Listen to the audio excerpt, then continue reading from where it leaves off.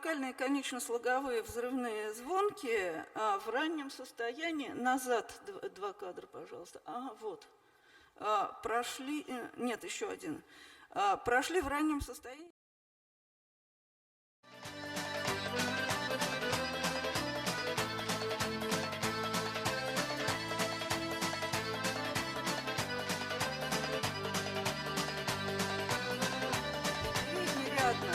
В комплексах с и переходят в йод. Ну вот, можно видеть достаточное количество примеров. Кроме того, переход Г в йод блокируется диссимилятивным правилом. То есть, если в основе присутствует еще один йод, то значит, наше Г сохраняется как Г и не переходит в йод.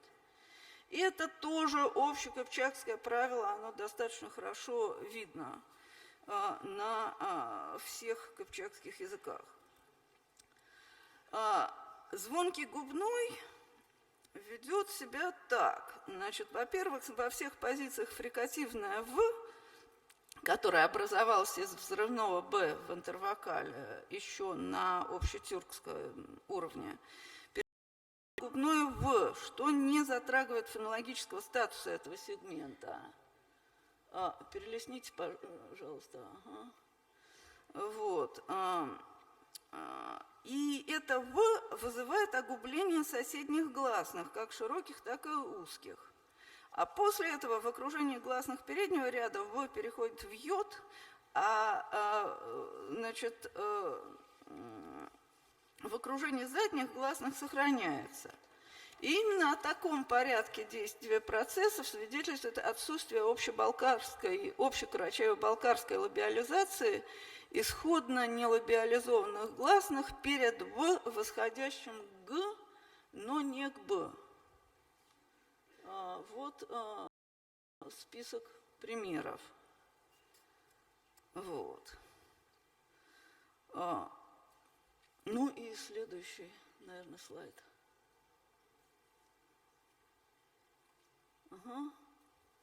Вот. Про карачаево-балкарское «в», возникшее, как мы помним, из «г» и из «б» в разных позициях, сохраняется во всех позициях и образует с предшествующим гласным дифтонгоидные сочетания. Вот.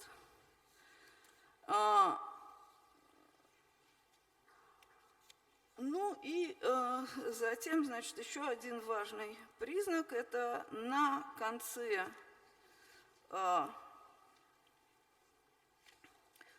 неодносложного слова действуют также общекыпчакские процессы. Глухой «к» на конце сохраняется, конечный «г», «г» по фонетическим позициям дает «в» или «йод», конечный «йод» в непервом слоге в большинстве позиций отпадает. Отсюда мы и видим картину. Карачаево-балкарская «отовых» – комната, джилы – теплый, сары – желтый, дары – проса и улу – большой. Следующий. Ну вот, значит, таким образом, мне кажется, что вот эта картинка позволяет продемонстрировать, что действительно исходный облик карачаево-балкарского консонантизма западно-кыпчакский. Кроме того, основные процессы, протекавшие в этой системе, по результатам тоже скорее западно-кыпчакские, а своеобразие карачаево-балкарской системы, с которым мы сталкиваемся уже на уровне междиалектного сравнения, обусловлено адстратными влияниями. Адстратными и субстратными, конечно, влияниями. Ну вот, спасибо. Спасибо большое, Анна Владимировна, за интересный доклад. Уважаемые коллеги, большая просьба, значит, сейчас у нас время до 6 часов мало осталось, поэтому прошу, значит, как-то посмотреть на часы, чтобы доклады были покороче. Слово предоставляется доктору исторических наук, ведущему научному сотруднику отдела этнографии восточных народов Европейской России Музея антропологии и этнографии Антону Кирилловичу Салмину. Тема доклада «Булгары в историко-этнографическом отношении». Весьма приятно приветствовать нашу конференцию как представитель Музея антропологии и этнографии имени Петра Великого Кунсткамера РАН. В эти дни Кунсткамера отмечает 300-летний юбилей. Как известно, историческое здание Кунсткамеры заслуженно является логотипом Российской академии наук. Целью выступления является представление краткой хронологии истории булгар, ибо события, в которых принимали участие булгары в древние и средние века, одинаково важны как для народов Кавказа, так и народов Поволжья. Известно, что во времена царствования Валаршака, который идентифицирует Валаршин, царствующим в 197-216 годах, в Армении на зеленых уделах Шара появляется колония булгарских, что также расшифровывается как балкарских племен. Ныне эти места входят в область Банат с центром город Карс, Турции. А в годы царя Аршака в цепи Великой Кавказской горы в стране булгар возникли смуты, писал Мовсес Хоренаци. Из-за этого многие булгары пришли в Армению и поселились на долгое время ниже Кола, на плодородной земле, в обильных хлебом местах. При этом Мовсес Хоренаци ссылается на Мар-Аба-Скотину, жившего в конце III – начале IV веков, что увеличивает достоверность названных событий. Согласно названным источникам, выходит, что булгары в это время жили в области Кола. Ныне область и город Гölе находятся в северо-восточной части Турции. Хотя первые две фиксации дискуссионны, но факт остается.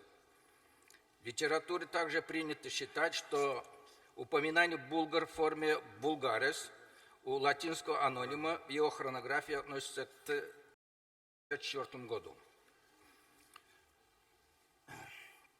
Во времена Аттилы булгары, конечно, были в сфере влияния гуннов, в том числе воевали в составе их войск. Хотя речь не идет о полном подчинении. Комментатор Геттики Скоржинский обратил внимание, рассказывая о событиях второй половины V, первой половины VI веков, связанных с гуннами, Иордан называл их то булгарами, то антами, то склавенами. В 493, 499 и 502 годах булгарои совершают опустошительные походы в северной пограничной области Византийской империи. Притом у Феофана Исповедника имеется уточнение и возвращаются назад, прежде чем о них узнали. Из контекста следует, что до конца V века булгары дальние походы не совершали и не были известны в византийских землях. К началу VI века опыт внезапного появления и исчезновения. Под 539 годом Феофан отмечал крупные военные столкновения между булгарами и византийцами. Хотя, говоря об этих действиях, Малала, чьим компилятором являлся Феофан, повествовал не о булгарах, а о гуннах. Понятно, что в эти времена гуннов в собственном смысле уже не было. В 555 году Захарий Ритор писал, что булгары имели города. Согласно Михаилу Сирийцу, который опирался на церковные истории Иоанна Эфесского, сасанидский царь Бахрам VI Чубин решил восстать против юного ромейского ставленника Хосрова на Кавказе. Поэтому Хосров за помощью обратился к ромейскому царю Маврикиану. Маврикиан отправил на поддержку Хосрову армию, в числе которой были армяне и булгары в количестве 2000 человек. Судя по контексту, событие произошло в 590 году или сразу же после этого, но не позднее 602 года. Значит, в эти годы в составе арамейских войск на Кавказе, скорее всего на территории Армении, были и булгары. В 626 году булгары осаждали Константинополь. Под предводительством Кубрата в 635 году булгарами было сокрушено аварское могущество при Черноморье.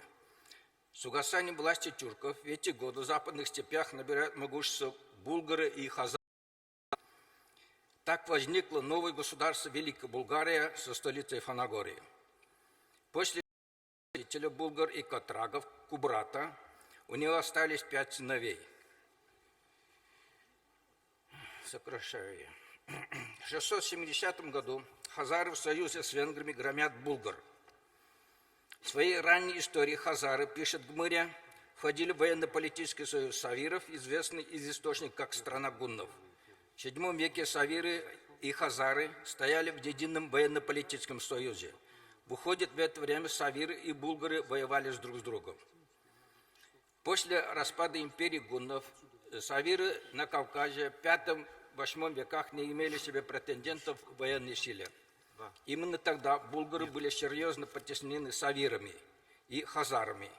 Затем савиры стояли в военно-политическом союзе, возглавляемом хазарским каганатом. Они по призыву Кагана выступали против внешних врагов Хазарии, в первую очередь арабов. Более того, и до прихода на Среднее Поволжье булгары и савиры жили врозь. Историк Дмитриев считал, что изменение этнического состава населения Среднего Поволжья было связано с вторжением сюда в VII веке булгарских и в VIII веке суварских племен. Однако археологические материалы показывают, что булгары пришли в Среднее Поволжье в середине или во второй половине VIII века. Качественной причиной называют арабо-хазарские войны. Временем откочевания булгар на Среднюю Волгу считал VIII век и новосельцев. Питер Голден пишет, что государство Волжской Булгарии формировалось в период со второй половины VIII до второй половины IX, начала X веков. Достоверны и близки к исторической действительности взгляду на хронологию булгар, который излагает Андерс Армитаж. По его мнению, Русская империя к началу миграции на Волгу располагалась не в Прикубани Предкавказья, а между реками Донец и Южный Буг.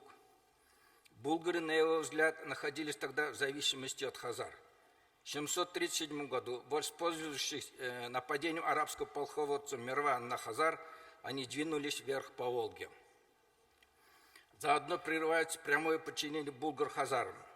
Булгары поднялись вдоль по Волге, пока около 750 года не дошли до Самарской Луки. А по свидетельству нумизматического материала, в конце VIII века они были в районе Больших Тархан. Здесь археологи вскрыли самые ранние булгаро-тачурские памятники. Около 900 года они оказались на Каме. В начале 60-х годов IX века савиры, обитавшие в пределах Северный Кавказ-Дон, двигаются вверх по Итилю. Таким образом, разница прихода булгар и сувар на Среднюю Волгу составляет более 100 лет. А это свидетельствует об автономности каждого племени, прежде всего в этническом плане. Одновременно следует согласиться с мнением Берната Мункачи о высоком самосознании предков чуваш.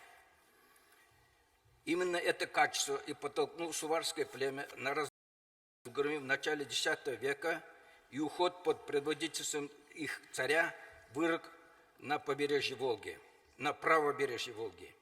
Как видим, булгары пришли на Волгу в 50-х годах VIII века, а сувары в конце 60-х годов IX века. Еще раз заметим, булгарские и саверские племена пришли на Волгу врозь.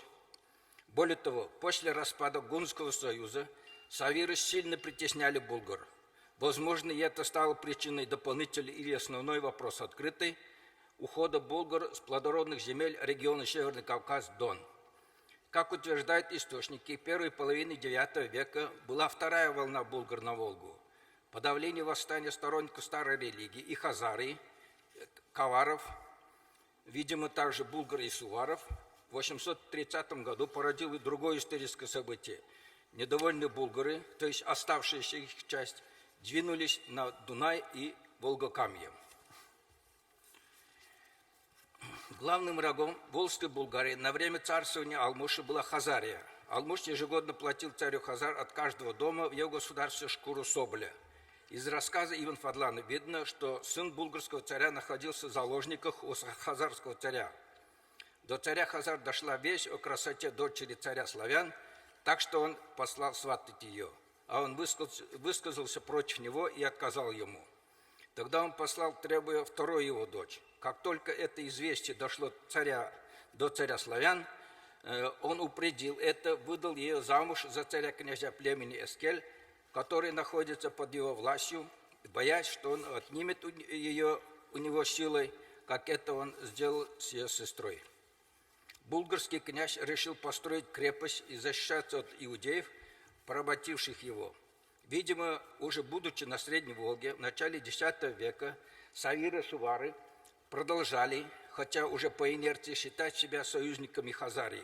В такой ситуации между булгарами, находившимися в самых прохладных отношениях с Хазарией, и савирами, недавними союзниками Хазар, не могло быть полного взаимодействия. К началу X века в Волжской Булгарии родовой строй был изжит. К этому времени сформировалось классовое общество до феодального типа. Производителями являлись общинники, однако в хозяйстве использовался и труд рабов.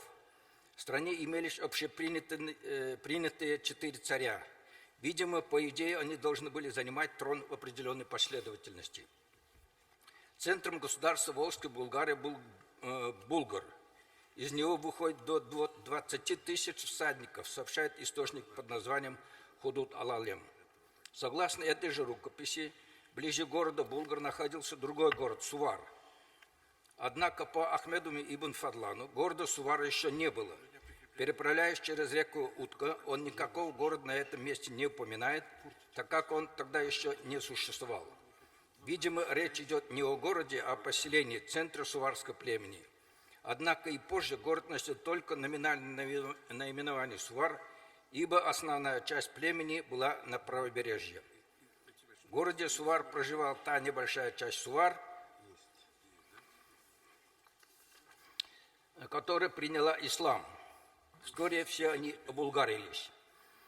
Во время татаро-монгольского нашествия Сувар, отказавшись в форпосте, был и вовсе стерт с лица земли. Почти с момента образования Волжской Булгарии становится центром транзитной торговли. В описаниях событий 40-60-х годов X века город Булгар значился небольшим. В нем не было многочисленных округов. Он был известен прежде всего как порт, куда приезжали соседних государств. После разгрома Хазарии киевским князем Святославом в 965 году роль Булгарии как торгового центра возрастает еще больше. Налаживается 3 торговых направления с Востоком, Русью и соседями. Строятся города, развивается ремесло. В качестве товара и средства обращения широко используются меха пушных зверей, зерно, мед. Вторая половина X – начало XIII веков заполнены вторжениями на булгарские земли. Например, в 968 году русы, промышлявшие в этих местах за шкурками и мехами диких зверей, разрушили булгар. В конце X века киевские князья воевали с волжскими булгарами. Союзниками киевлян были гузы. По сообщению Аль-Бекри, булгары к этому времени были малочисленны и составляли около 500 отцов семейств. А в начале X века, согласно источникам, у алмужских сородичей было то ли 500, то ли 5000 человек. В 997 году Владимир Святославич ходил на болгары волжские и камские и, одолев, пленил их. В 1117 году пришли к булгарам половцы. Князь Булгар дал им питье с отравой, и были отравлены хан Аэпа и другие половецкие князья. В 1164 году князь Владимирский Андрей Боголюбский со своим сыном Изяславом, братом Ярославом и муромским князем Юрием идет на булгарскую землю. Был взят славный город Булгар Бряхимов и сожжены 3. Булгар иссекли множество, стяги их отняли, а сам Андрей воротился с победой, гласят летописи. В 1172 году ордынский царь Саин вместо булгарского города Бряхова основывает город Казань. В 1182 году русская конница подошла к великому городу Серебряных Булгар. Булгары, увидев множество противника, затворились за стенами. В 1202 году монголо-татарские войска подошли к границе Волжской Булгарии и остановились, где и провели зиму. В 1220 году князь Святослав с полками и воеводами осадил болгарский город Ашель и сжег его. А по Симеоновской летописи это событие произошло в 1221 году. летописи ошибается, или аналогичный поход был 2 года подряд, что весьма сомнительно. В 1229 году монголы оттеснили булгарские сторожевые отряды Сяика. Перед лицом реальной угрозы булгары отправили Русь с предложением мира. Видимо, была мысль совместно обороняться от грозного врага. Соглашение не последовало, и булгарам пришлось отражать наступление, они имели временный успех. В 1231 году татаро-монголы близко подошли к великому граду Булгары, однако остановились и прозимовали там же. Согласно другим источникам, это произошло в 1232 году.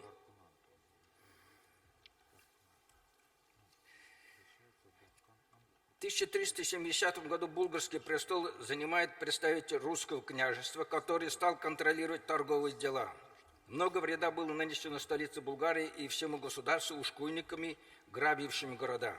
Например, в 1374 году ушкуи взяли Булгар и хотели сжечь его. Город был спасен денежным откупом. В 1376 году русские войска напали на Булгар. Состоялась жестокая битва. Булгарские князья Асан и Махмад вышли к русским и откупились деньгами. В 1382 году хан Тохтамыш посылает свои войска в Булгары и повелевает им грабить русских и других торговцев, а суда их с товарами отнять и припроводить к себе. Говоря об этом событии, Никоновская летопись отождествляет названия городов Булгар и Казань. Град, нарицаемый Болгары, еже есть Казань на Волжье.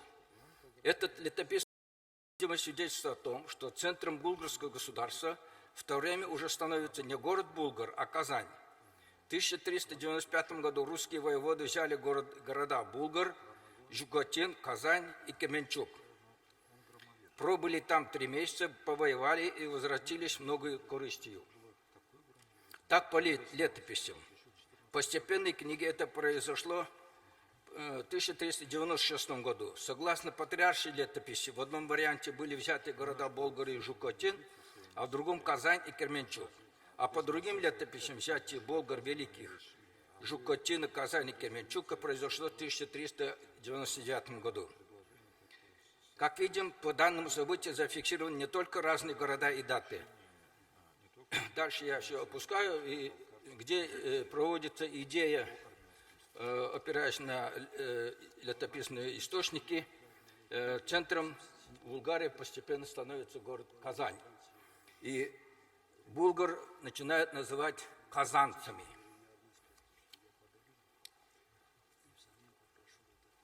Еще один абзац. Определение булгар как предков казанских татар было сделано далеко не вчера. Например, Смирнов, археолог, на конференции в 1946 году, отвечая на вопросы, сказал об этом достаточно ясно. Основной упрек заключался в том, что я ставлю знак равенства между булгарами и татарами. Ни в своих тезисах, ни в докладе я этого не сделал. Я говорил о булгарах как о предшественниках татар, как об одном из основных компонентов, который вошел в состав татарского народа. Спасибо. Спасибо большое.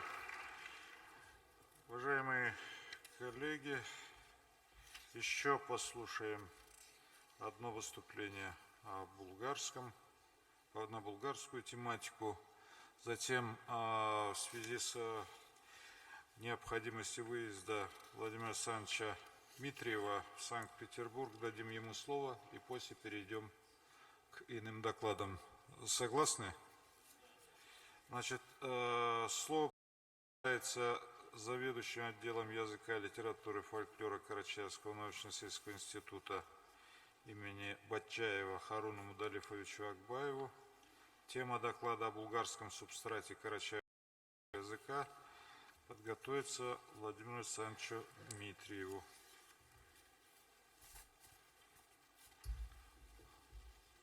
Большая просьба, регламент. Мы не успеем, так сказать, послушать всех, а еще остались достаточно интересные доклады. Добрый день, коллеги. Говорить о булгарском субстрате карачаево-балкарского или иного языка в отсутствии более или менее точного знания о времени, о лингвистической географии, формировании самого булгарского языка, по всей видимости, есть удел зарождающейся науки. скудность аутентичного языкового материала с одной стороны, и ничтожно малое количество фундаментальных научных изысканий с другой стороны, значительно сужает возможность компаративистского изучения как древнебулгарского языка, так и языков булгарского круга. Тут уже говорили, как булгарским языком в науке принесен язык племен, основавшийся в V веке нашей эры, на Булгарский племенной союз. Но согласно армянским хронографам, во времена правления царя Аршака I, то есть в начале II века до нашей эры, булгары уже жили на Кавказе, при этом уточняется, что они жили на северной равнине у подошв Великой Кавказской горы, глубокие продольные ущелья. Как видим, составители армянской летописи булгар знали хорошо и воспринимали их как исконных жителей Кавказа. Греческие и латинские источники, насколько нам известно, булгар начинают фиксировать лишь в середине IV века. Так, видимо, объясняется уровнем географических познаний самих европейцев. Ведь не секрет, что их знания по Кавказу ограничивались, собственно, Черноморским побережьем. А что касается этнической карты Северного Кавказа, то она строилась в основном на античных легендах.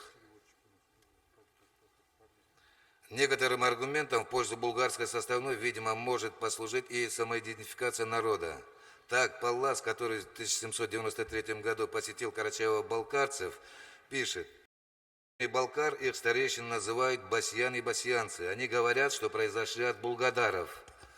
Наличие формы булгадар можно объяснить обычным стяжением от булгарлар в норме.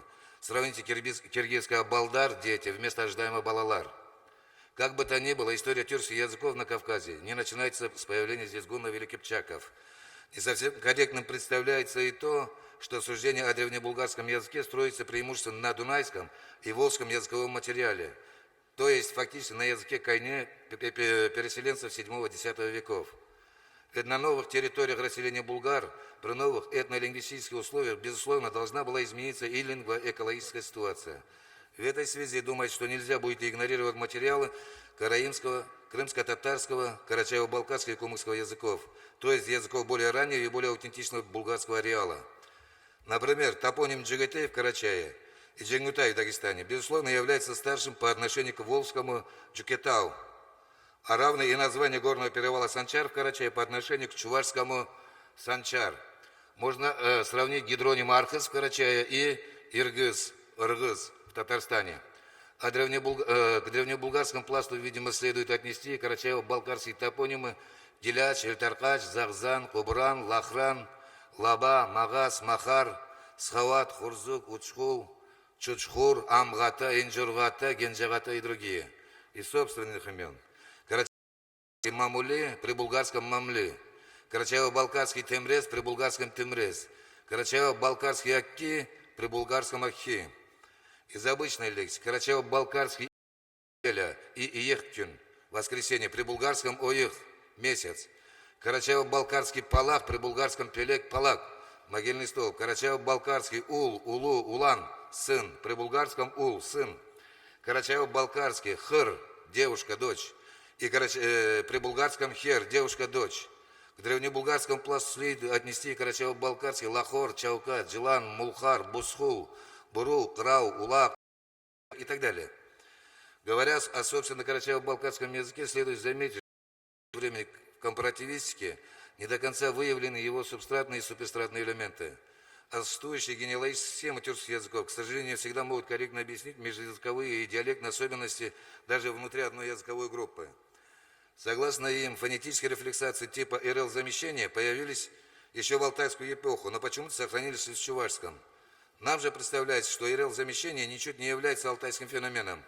Но, возможно, западная ветвь тюркских языков изначально имела эту особенность и в той или иной степени сохранила до наших дней. Например, карачаево-балкарский бурчак, снежные крупинки, кумыкский бурчак, караимский бурчак, град при древнетюркском буз, карачаево-балкарский, кумыкский, крымско-татарский чирай, караимский цирай, лицо, вид, кымчых, гримаса, мимика, карачаево-балкарский, кумыкский, караимский, крымско-татарский, кыргы, ястреб, от глагола «кыр» – уничтожать, при западнотюркском «кыт» – уничтожать, губить. Таких примеров достаточно много, но более подробно видим, скажем, на лингвистической секции. Хотелось бы обратить внимание не только на РЛ-замещение. но также обозначить некоторые другие фонетические особенности, восходящие к ранней эпохе развития карачаево-балкарского языка. Вначале укажем на основные фонетические расхождения булгарской языковой группы от остальных тюркских языков, которые приняты в современной науке. Первое. Замещение некоторых гласных в начале слов, заимствованных из языков других групп, дифтонгами и дифтонгоидными сочетаниями.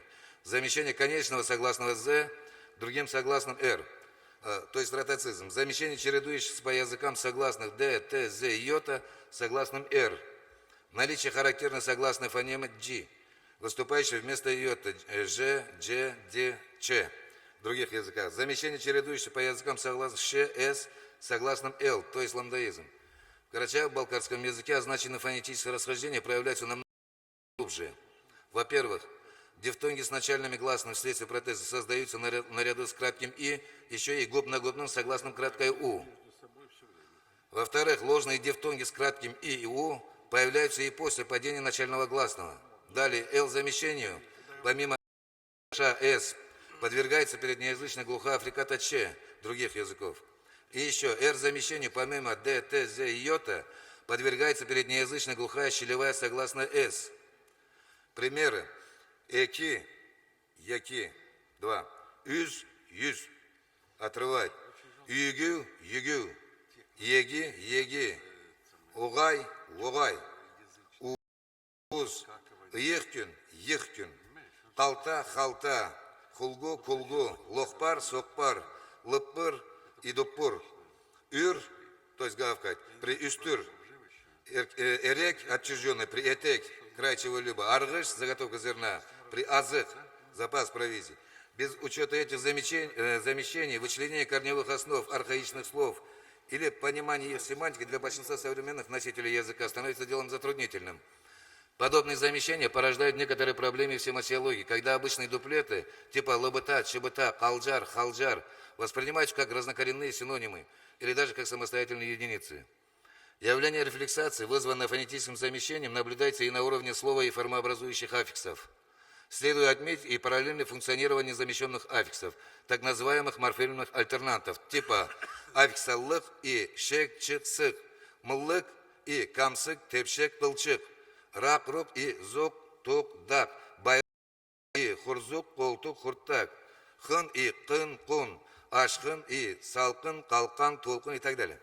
Нередко подобный дуплет даже лингвистами воспринимаются как самостоятельные морфы. Трудно переоценить значение рефлексации и в области этимологических изысканий, особенно при внешних реконструкциях. Для большей наглядности мы провели эксперимент, применив прием обратного замещения. Тем более, что опыт реверсных замещений, на примере некоторых архаичных слов из РЛ-варианта восточно-тюркской ЗС-варианты, дает весьма неожиданный результат. Например, карачаево-балкарские слова «ырджи», «межа», «ырхы», «поток промоина», «ырхым», «сгусток крови», «ырхыз», «нерест», «икра» носителям языка воспринимаются как непроизводные лексические единицы. На самом деле, этимоном во всех 4 случаях является «ыр», след, линия. Но современные носители языка только при его реверсном замещении на восточно-тюркский «ыз», след, линия воспринимают как корневой морф. Следует заметить, что фонетическая особенность так называемого булгарского субстрата в карачаево-балкарском языке сохраняется в первую очередь в его архаичной лексике.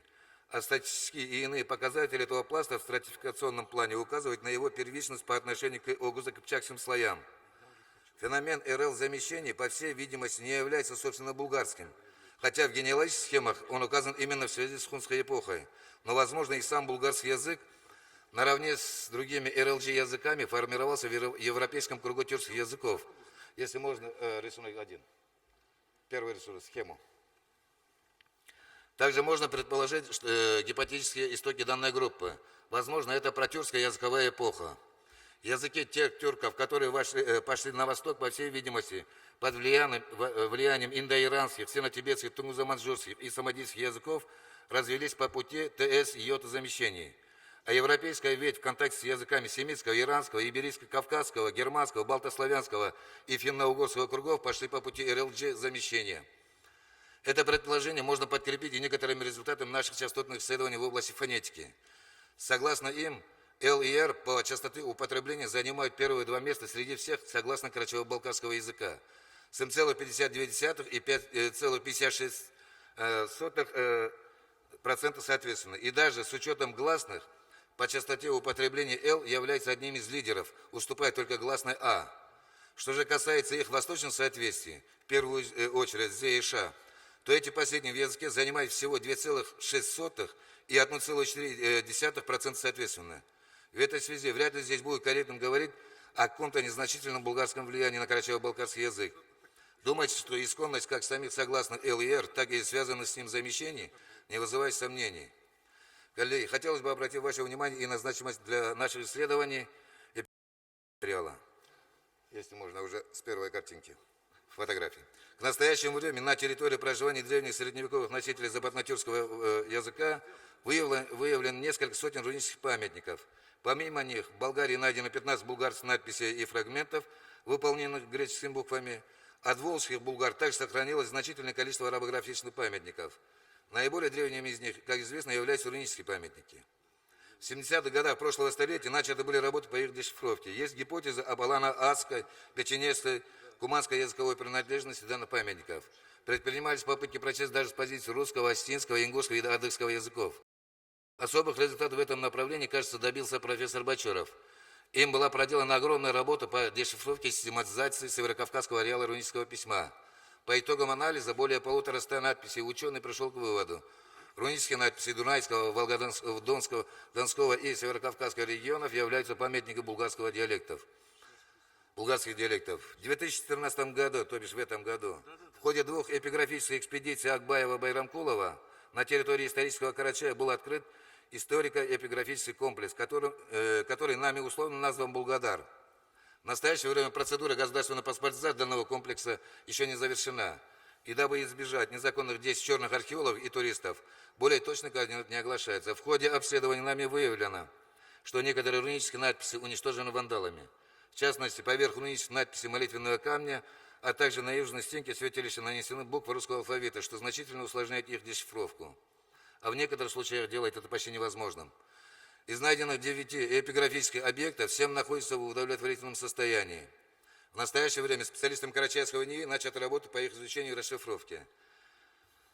Предварительные результаты исследования графических особенностей найденных памятников показали их схожесть с древнетюркскими руническими письменами, в особенности эпиграфика северокавказского ареала. Методом дистрибутивно-статистического анализа было выявлено 23 самостоятельных графем, а также порядка 9 аллографов. Встречаются случаи минускульного написания некоторых знаков.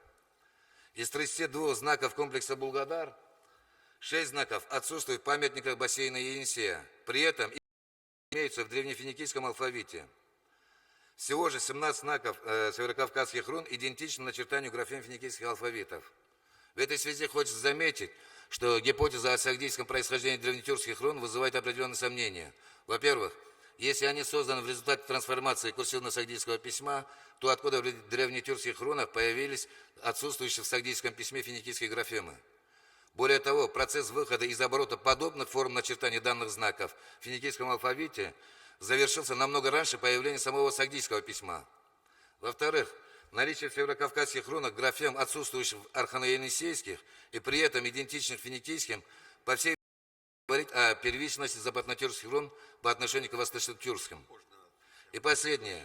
Судя по типу и структуре северокавказских и архано-енисейских текстов, нам представляется, что древнетюркские руны, по всей видимости, изначально являются консонантным письмом с ограниченным использованием некоторых гласных, что соответствует финикийской традиции матрис лекционис. Если наши догадки верны, то для того, чтобы заимствовать у финикийцев эту форму графики, тюрки должны были иметь тесный контакт с Малой Азией задолго до нашей эры. Завершая свой доклад, хотелось бы выразить надежду, что дальнейшее изучение РЛ-субстрата по всем вышеназванным направлениям позволит выявить механизмы и закономерности его взаимодействия с другими пластами карачаево-балкарского языка. Это приблизит возможность правильного определения глотогенеза и реального места последнего в системе тюркских языков. А для этого, по всей видимости, булгаро-хазарскому направлению предстоит стать одним из самых актуальных и перспективных карачаево-балкарской компаративистики. Спасибо за внимание. Спасибо.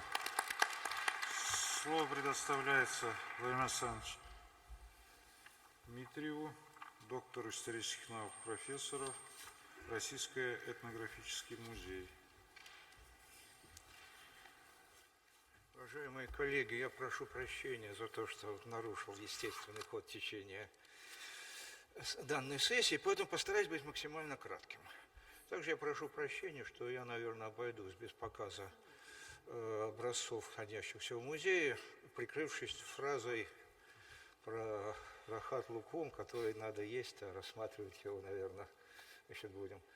Тогда, когда мы, наконец-то, опубликуем полностью материалы в виде хорошего каталога. Я надеюсь, что это случится. В настоящий момент собрание Российского этнографического музея по карачаевцам-балкарцам является немногочисленным, но достаточно весомым. Можно говорить о примерно 500 номерах музейного хранения, связанных с культурой карачаевцев, и примерно около 300 связанных с культурой балкарцев. Примерно около 100 в каждом собрании поступили в 1948 году из так называемого музея народоведения, бывшему в этом музее СССР в Москве. А остальные, соответственно, были собраны сотрудниками. Я, наверное, сейчас попытаюсь сопоставить сборы с определенными периодами в истории музея и с теми личностями, которые в этих сборах приняли участие. Впервые первая экспедиция была проведена в 1905 году. Выехал тогдашний руководитель востоковедческого отдела, этнографического отдела Императорского русского музея Константин Александрович Иностранцев. Это была его вторая поездка на Кавказ. Он с Кавказом, соответственно, был знаком. Человек очень тонкой душевной организации, кабинетный профессор, иранист, специалист по сасанидскому Ирану, был привлечен в качестве одного из организаторов этнографического отдела. И вот вторая поездка осмысленная, поездка, предпринятая на основе уже имеющих сведения о Кавказе, состоялась на следующий, собственно, год, когда начались кавказоведческие исследования. Надо отметить определенную черту Константина Александровича. Это его способность работать с представителями кавказской элиты, что, очевидно, вытекало из его душевных свойств. Поэтому в его собрании, достаточно крупном, насчитывавшему порядка 90 предметов, 50,5 десятков единиц хранения, присутствуют разнообразные предметы, связанные с элитной культурой. И самое главное, в его приобретении, что называется, жемчужина нашего собрания, это платье княгини Крым-Шамхаловой, идеальный образец северокавказского комплекса одежды и вдобавок еще и элитной одежды. В 1906 году, на следующий год, по поручению Иностранцева, начинается работа по балкарской этнографии. В нескольких местах, практически объехав все 5 ущелий верховьев, где находится этническая территория балкарцев, он привозит порядка 70 предметов. Валаев, студент технологического института, ближайший друг иностранца, если можно так сказать, если у него вообще были друзья, сам он осетин из станицы Черноярской, и выполнял поручения достаточно скрупулезно. Он привозит разнообразнейшую утварь, деревянную посуду, много разнообразных чаш, утварь для приготовления молока и мяса, светильники, в том числе несколько купольных, которых в нашем собрании совсем немного, приводит рога жертвенных животных и музыкальные инструменты, еще несколько предметов. К сожалению, перед ним была поставлена такая вот задача не собирать те предметы, которые уже были проведены к этому времени у соседних народов. Сейчас мы понимаем, что это не очень удачная была постановка вопроса. Следующий отрезок времени наступает некоторое время спустя, но я хотел бы охарактеризовать первые годы. Это время, когда закладывается основа фондов Российского этнографического. Это время, когда определяется, собственно, что такое вот этот второй образовавшийся в Петербурге музей. И это музей, который будет сосредоточен сугубо на этнографии народов российского круга. И вот в числе самых первых и самых ярких это материалы, которые поступили из Северного Кавказа, карачаево-балкарской культуры. Следующий период наступает тогда, когда наш музей, претерпев революционнейшее преобразование конца 20-х, начала 30-х годов, в 1934 году выделяется в самостоятельное музейное учреждение.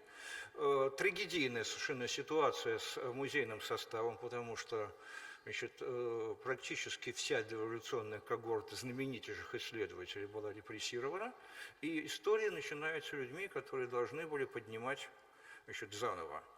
В 1934 году в Балкарцы выезжает Дегин Ковалевский. Именно в Балкарские ущелья есть основания полагать, что он продолжает работу. То есть мы знаем, что это было продолжение работы Северо-Кавказской экспедиции под руководством Сан Саныча Миллера. Сан Саныч Миллер в этом году уже репрессирован. Значит, он был, как и многие этнографы Питера, значит, был репрессирован, проходил по делу востоковедов, еще русских националистов одновременно.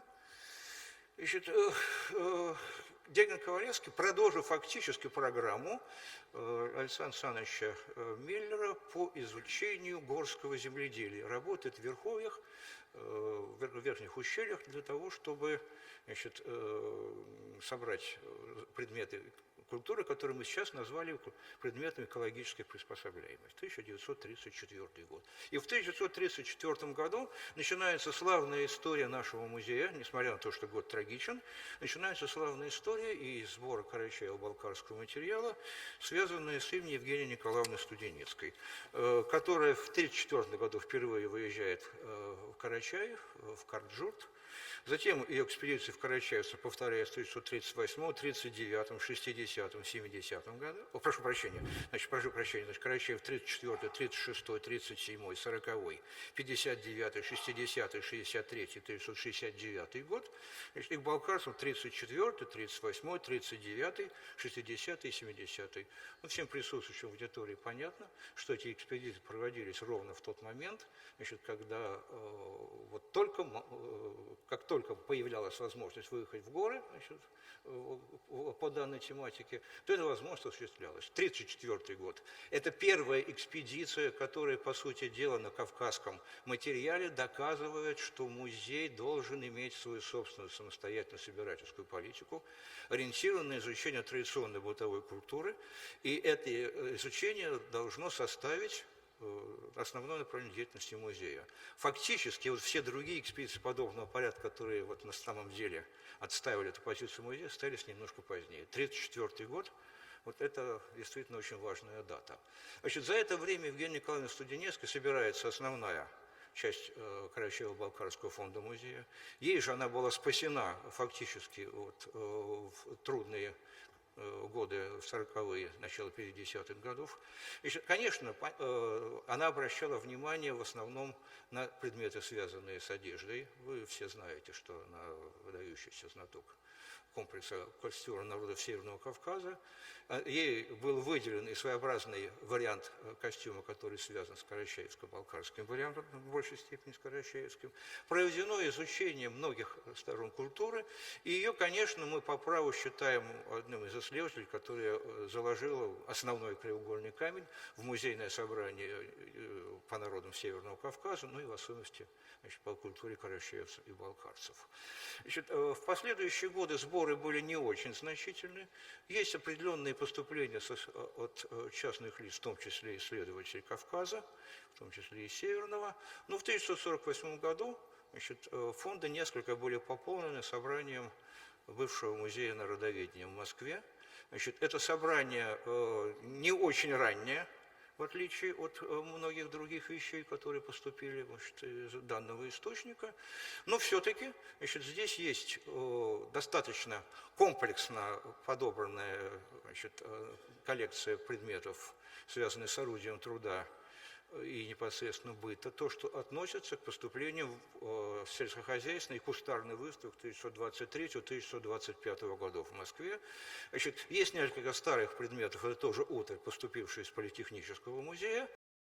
И вот в то же время, когда работал на Кавказе Студенецкий, в это же время, значит, выезжали Автухов, Карачаевца, 32-35 годы, Горданов, в это время будущий заведующий, значит, отделом Кавказа музея народоведения, это 30, соответственно, 3-35 года, и Доброскин, значит, 36-й.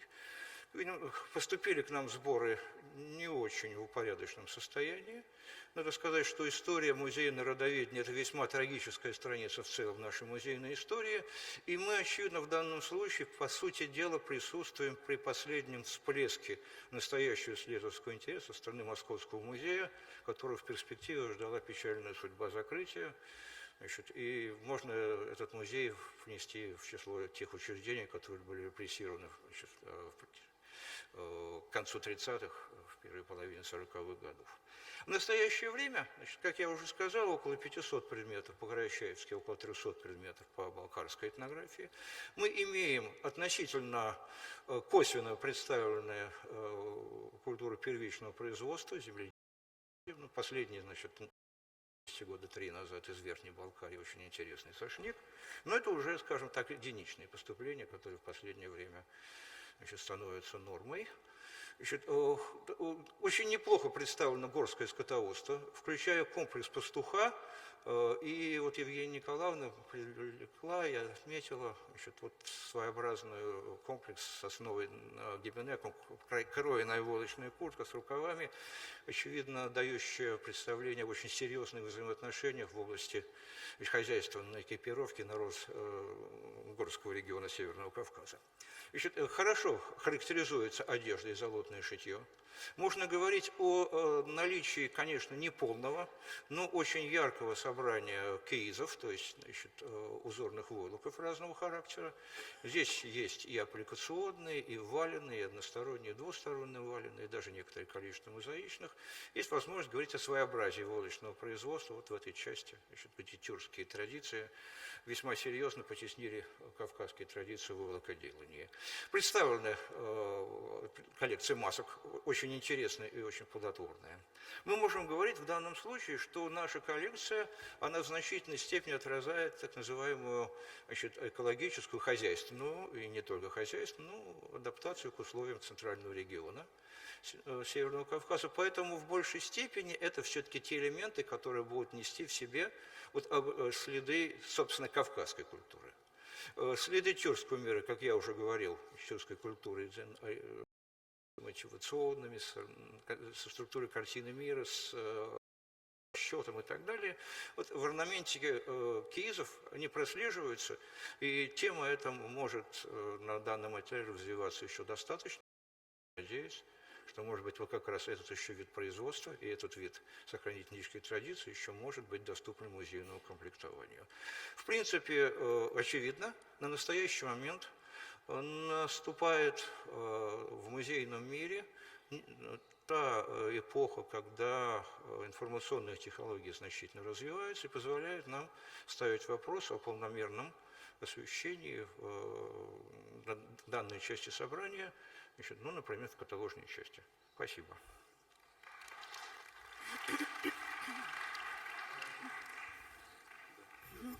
Спасибо.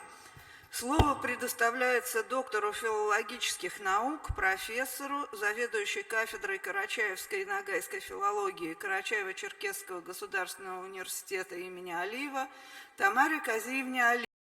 Тема к проблеме истории карачаево-балкарского языка.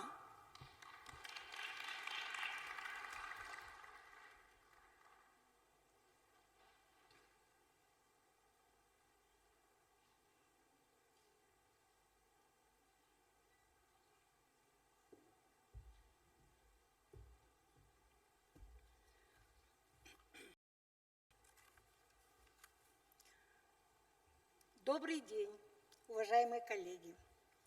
Моя тема называется «К проблеме исследования истории карачаево-балкарского языка». Я думаю, что эта проблема для карачаево-балкарского языка очень важная на современном этапе его развития. А я коснусь только некоторых аспектов этого вопроса. История карачаево-балкарского языка, как часть истории народа, взаимосвязана с науками исторического цикла, археологией, этнографией, антропологией, этнологией. Сегодня она нуждается в комплексном исследовании с учетом современных достижений в области тюркологии. Однако скудность первоисточников в этой области науки, а также противоречивые мнения авторов и обилие околонаучных студий затрудняют процесс исследовательской деятельности.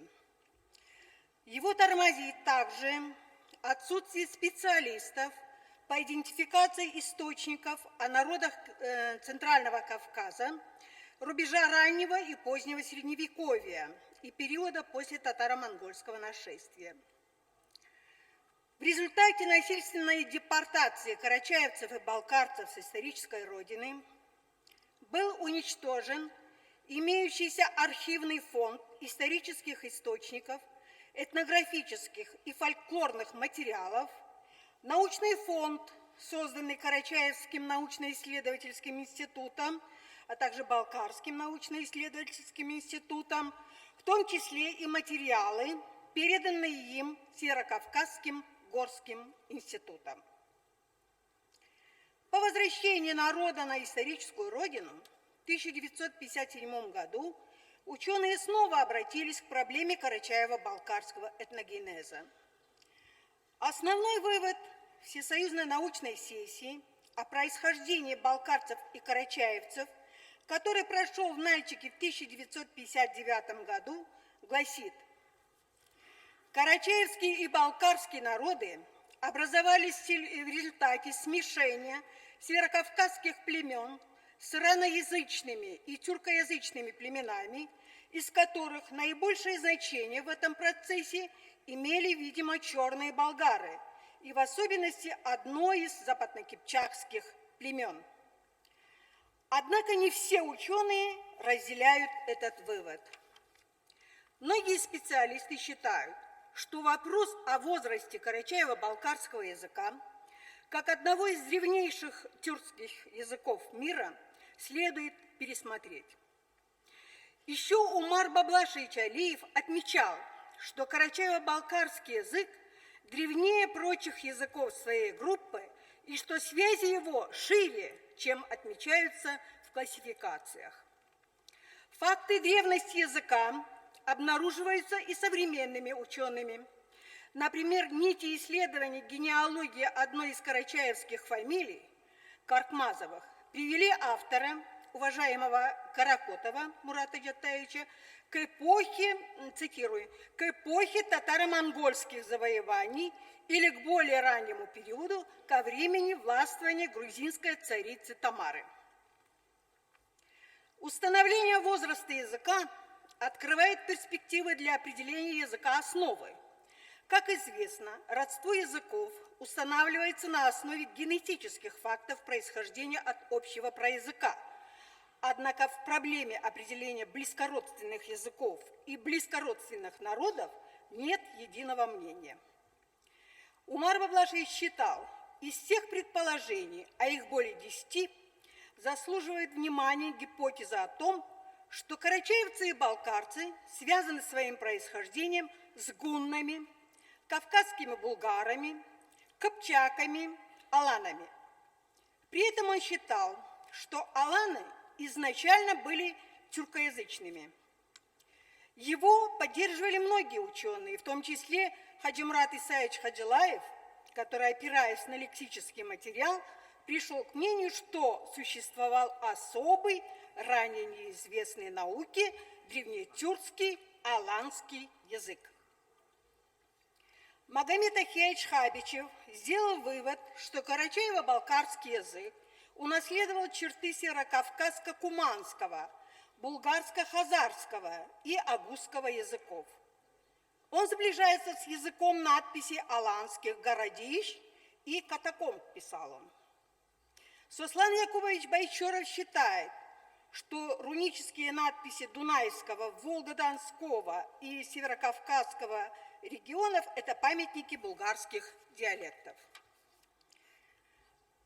Достаточно популярной является скифо-сармато-аланская теория происхождения карачаево-балкарцев Махты Чапаевича Джертубаева. Акбаев Шакман Хусеевич, известный диалектолог, Исходя из сравнительно поздней датировки распада кумано-кыпчакского языка основы, по его мнению, объяснял поразительную близость между его потомками – карачаево-балкарским, кумыкским, караимским, северным вариантом крымско-татарского. Исмаил Мусаевич Мизеев карачаево-балкарский язык связывает с языком болгар, подверженных влиянию славянских языков. Некоторые ученые считают, что эта гипотеза заслуживает особого внимания, поскольку в карачаевском диалекте карачаево-балкарского языка сохраняются такие древнеславянские лексические элементы, как, например, стырмак или стыру, поминки, поминальная пища, происхождение которых можно объяснить заимствованиями в тюркские языки в период гунно-славянских контактов. По мнению ряда исследователей, в карачаевском диалекте карачаево-балкарского прослеживается пласт, который древнее письменных памятников куманского и кипчакского языков. Об этом в свое время говорил и Магомед Ахиевич Хабичев. Цитата. «Многие лингвистические факты карачаево-балкарского, кумыкского и крымско-татарского языков древнее языка куманского словаря». Это позволяет говорить об особой ветви, существовавшей наряду с родственными кипчакскими и куманскими языками. Возможно, что и кипчаки, куманы и отмеченная ветвь вышли на историческую арену одновременно. Идеи приведенных авторов – только часть научных выводов и предположений в контексте данной проблемы. Их системному анализу, видимо, следует посвятить специальный труд. К тому же в настоящее время появилось много новых работ, обнаруживаются качественно новые направления этой науки, к примеру, ДНК. Многие работы карачаево-балкарских ученых о генетическом родстве карачаево-балкарского языка с другими языками признаны на уровне мировой тюркологии. Они построены в соответствии с принципами сравнительно-исторического метода и другими требованиями современной компаративистики. В них отслеживается общность грамматического строя и звуковой формы языка, закономерные изменения в фонетической и лексической системах, схождения в диалектологии и так далее. Однако есть работы, которые не подкреплены данными историко-сравнительного анализа карачаево-балкарского языка, а также факторами причинно-следственного характера в языковых изменениях. Часть гипотез нуждается в дополнительной аргументации. Сегодня исследование истории карачаево-балкарского языка требует подходов, объединяющих усилия лингвистов, археологов, этнографов, антропологов и так далее. При этом каждая несет определенную нагрузку. Лингвисты исследуют системность исторических изменений в языке, определяя основное свойство праязыка. Археологи на основе методов археологии устанавливают датировку создания письменных памятников. Этнографы классифицируют археологические раскопки по типам материальной культуры для выявления ареала распространения языка. Антропологи могут пролить свет на вопросы глоттогенеза в свете новых достижений науки. Таким образом, нет сомнения в необходимости объединения ученых в вопросе исследований истории карачаево-балкарского языка. Сегодня актуальны проблемы по разведке письменных памятников, общетюркских и арабописьменных памятников, памятников старописьменного карачаево-балкарского языка, диалектов языка и так далее, а также раскопки поселений, могильников, выявлению, анализу и научной реконструкции лингвистических данных карачаево-балкарского языка. Это весьма актуально и в контексте общих проблем тюркологии, истории тюркских языков, что подтверждается словами Александра Боровкова. Он писал: «Карачаево-балкарский язык древнее самых древнеписьменных языков, и его изучение даст ключ для понимания памятников древнего письма». Таким образом, в вопросе изучения истории карачаево-балкарского языка, на наш взгляд, надо наметить общие задачи, решение которых должно проходить в контексте евразийской истории под эгидой единого координационного центра. Спасибо. Спасибо большое, Тамара Казиевна. Слово предоставляется доктору исторических наук, главному научному сотруднику Института этнологии имени Миклоха Маклая Российской академии наук Генриетте Леонидовне Хить. Тема доклада «Карачаевцы и балкарцы в дерматоглифической систематике тюркоязычных народов Евразии и населения Кавказа».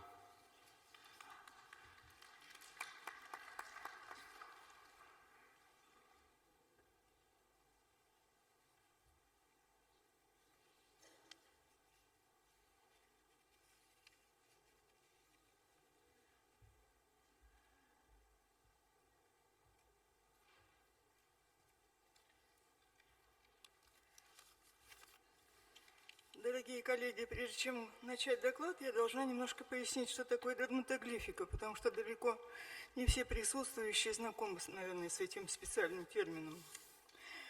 Дерматоглифика – это учение о кожных узорах ладони и стопы. Вот те самые отпечатки пальцев, которые всем хорошо известны, покрыты тонкими линиями и папиллярными узорами, которые входят в систему дерматоглифических признаков. Эта система закладывается у человека на третьем месяце, оканчивает свое развитие к 6 месяцам и создает абсолютно индивидуальный, неповторимый рисунок, как вам известно, в связи с чем широко используется в криминалистике, судебной медицине и так далее. Но вместе с тем эти признаки обладают разграничительными, группоразграничительными свойствами. То есть разные коллективы, мужчины и женщины, разные народы, разные популяции различаются по частоте и по типам узоров дерматоглифических. Пожалуйста, первые.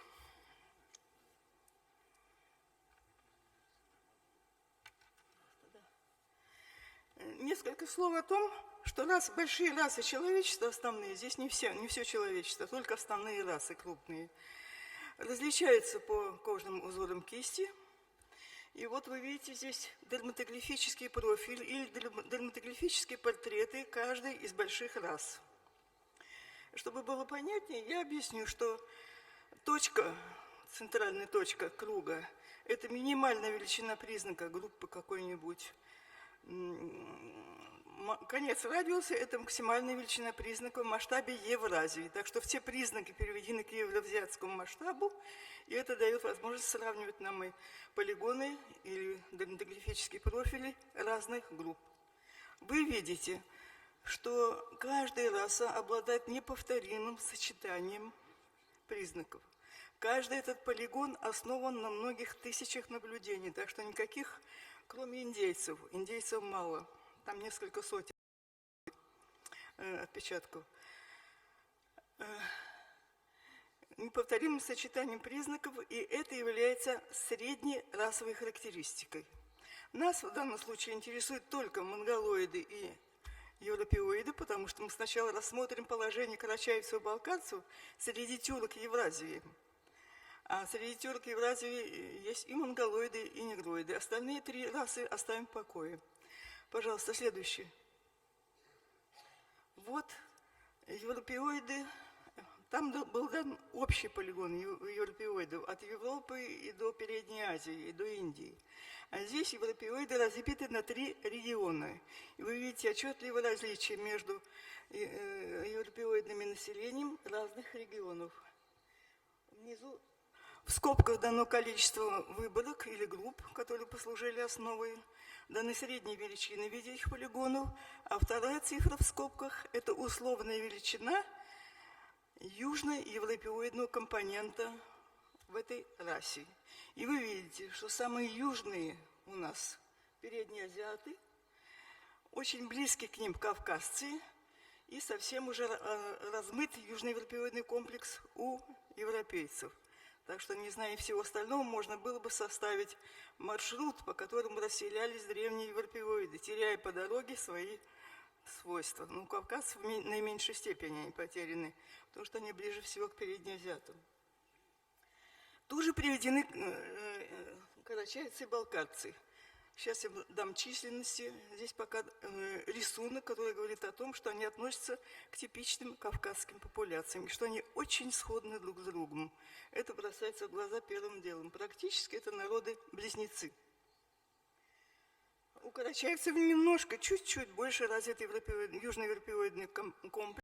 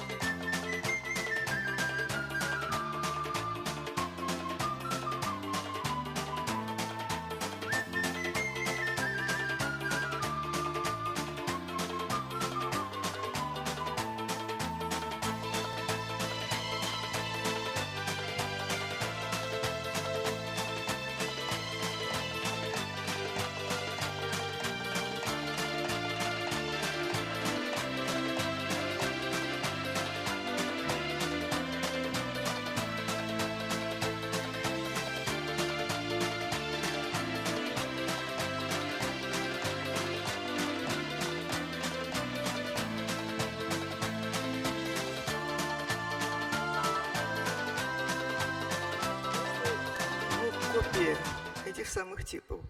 Хотя типы состоят из большего числа, там помимо карачаевцев и балкарцев уже перечислены мной народы тюркоязычные. Значит, мы уяснили, что на широком фоне Евразии карачаевцы и балкарцы представляют собой замечательный пример южных европеоидов. Следующий, пожалуйста. По масштабу кавказскому. Что делается на Кавказе? На Кавказе вот методом главных компонентов, это сложный метод, который учитывает векторы дифференциации, мы видим, что оса, обведенная черным контуром, включает красные точки, это карачаевцев и балкарцев. То есть карачаевцы и балкарцы находятся в гуще основного скопления кавказских народов. Другое скопление характеризуется немножко другими частотами. То есть они являются типичными представителями основного массива морфологического. Следующий, пожалуйста.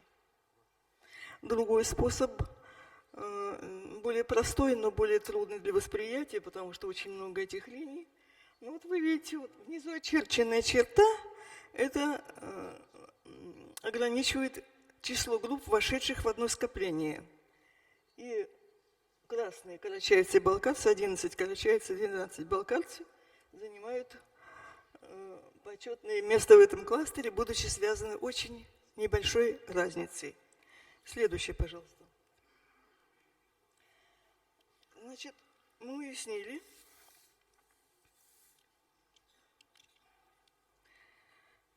что обе группы, будучи очень близкими и являясь типичными характерными представителями кавказского массива популяций и народов, практически олицетворяют собой, ну, как бы один народ, что ли.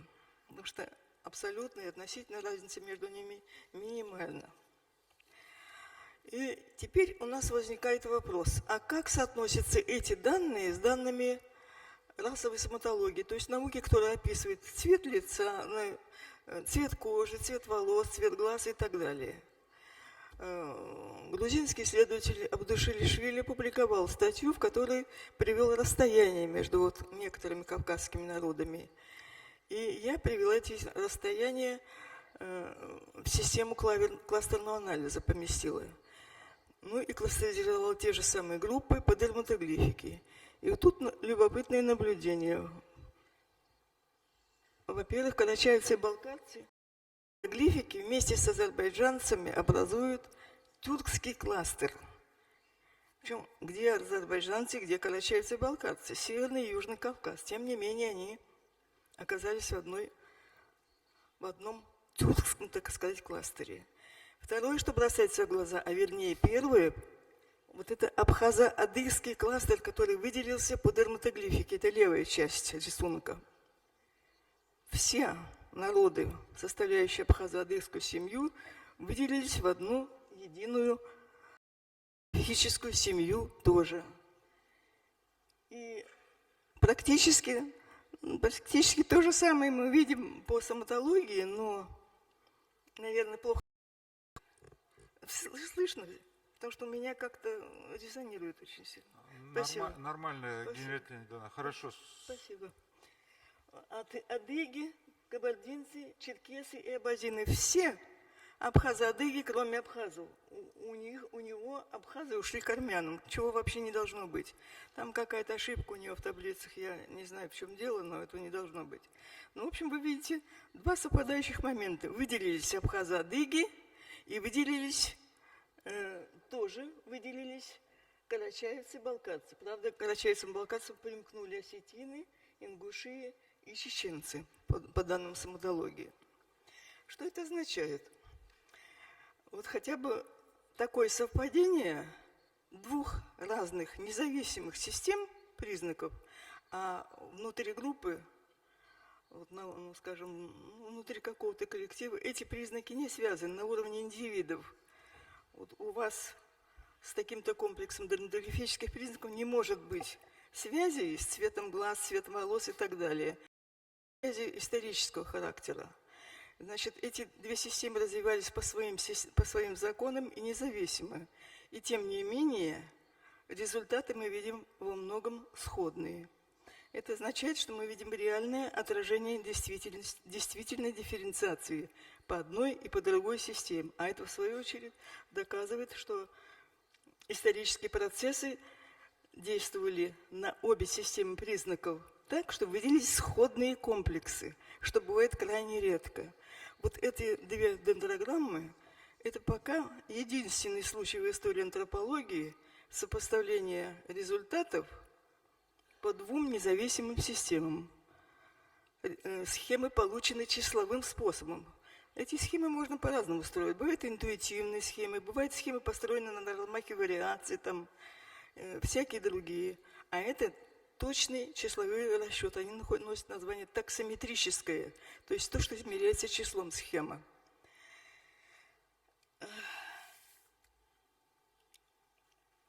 Сейчас, минуточку. Я перехожу к выводам, которые я, к сожалению, ввиду того, что мне в последнюю минуту пришлось менять строй доклада и место доклада, не успел напечатать эти выводы. Я вам их прочту. Просто так расскажу. Значит, кабардинцы и карачаевцы и балкарцы характеризуются всеми чертами кожного рельефа, свойственными населению Кавказа в целом. Карачаевцы и балкарцы сходны друг с другом в высочайшей степени. Это практически народы-близнецы. Как часть тюркоязычного массива народов, карачаевцы и балкарцы входят в один из вариантов, так называемый тюркский тип первый, включающий народы европеоидного типа. То есть уже здесь мы видим в широком плане совпадение с данными соматологии, потому что перечисленные народы, вошедшие в этот кластер, тюркский, они же являются носителями европеоидного комплекса признаков. На фоне народов Кавказа карачаевцы и балкарцы по результатам разных видов многомерного статистического анализа входят в одно самое многочисленное скопление, включающее также абхазо-адыгов, а также армян, турок, часть грузин, эмеретин, мигрелы, сваны, талыши. То есть здесь нет соответствия с дифференциацией в соответствии с антропологическим типом, потому что вот соматологически все названные народы относятся к разным типам. Дерматоглифически они объединились. Значит, дерматоглифика в данном случае на уровне этносов, она дает иную картину на Кавказе, потому что здесь речь идет уже о внутри расовой дифференциации. Это более сложная картина всегда, чем на уровне двух, скажем, рас, когда получается в результате выделяются европеоиды, монголоиды варианты. Вот на внутрирасовом кавказском уровне такого соответствия не получилось большого. Но все же при сопоставлении на ограниченном числе народов дерматоглифика и соматология дали в общем вполне приличные результаты в том, что касается выделения абхазо-адыгских народов как единого целого, и выделение тюркского кластера. И, наконец, последнее. На Северном Кавказе кавказские черты размыты в большей степени, чем на Южном. Об этом говорили многие антропологи. Южане всегда более темно-пигментированы, более темные глаза, более темные волосы. На Северном Кавказе чаще встречаются светлые, смешанные глаза, светло-русые волосы и так далее. И вот речь встает о происхождении этих черт, так называемого пантийского типа, который северо-западный угол Кавказа занимает. Это абхазы-адыги, в основном часть карачаевцев, часть балкарцев, а также абхазы. И встает вопрос о происхождении этих особенностей. И мне лично кажется, что здесь прав был Георгий Францович Депец, наш знаменитейший антрополог, давно уже умерший. но его идеи продолжают вот жить и нам помогать в работе, что вот ослабление южного альпиодного комплекса на Северном Кавказе – это дело восточноевропейских популяций. То есть популяции Европы, в данном случае восточные, видимо, издавна смешивались с северокавказскими, потому что кавказских хребет – это граница почти непроходимая, там уже это не чувствуется. Спасибо, у меня все. Нет, извините. Извините, еще следующее. Это то, что вы слышали. Следующий, пожалуйста. Это пример симпатичной карачаевской семьи. Следующий, пожалуйста. Не менее симпатичные балкарцы. Следующий, пожалуйста. Спасибо. Спасибо большое. Спасибо, Генрия Леонидовна, за прекрасный доклад. Слово предоставляется доктору исторических наук, профессору, заведующему кафедрой всеобщей истории и культурного наследия Башкирского государственного педагогического университета имени Акмуллы Владимиру Александровичу Иванову. Тема доклада «Печенеги в западноевропейских степях и их роль в формировании этнокультурной карты степей Восточной Европы».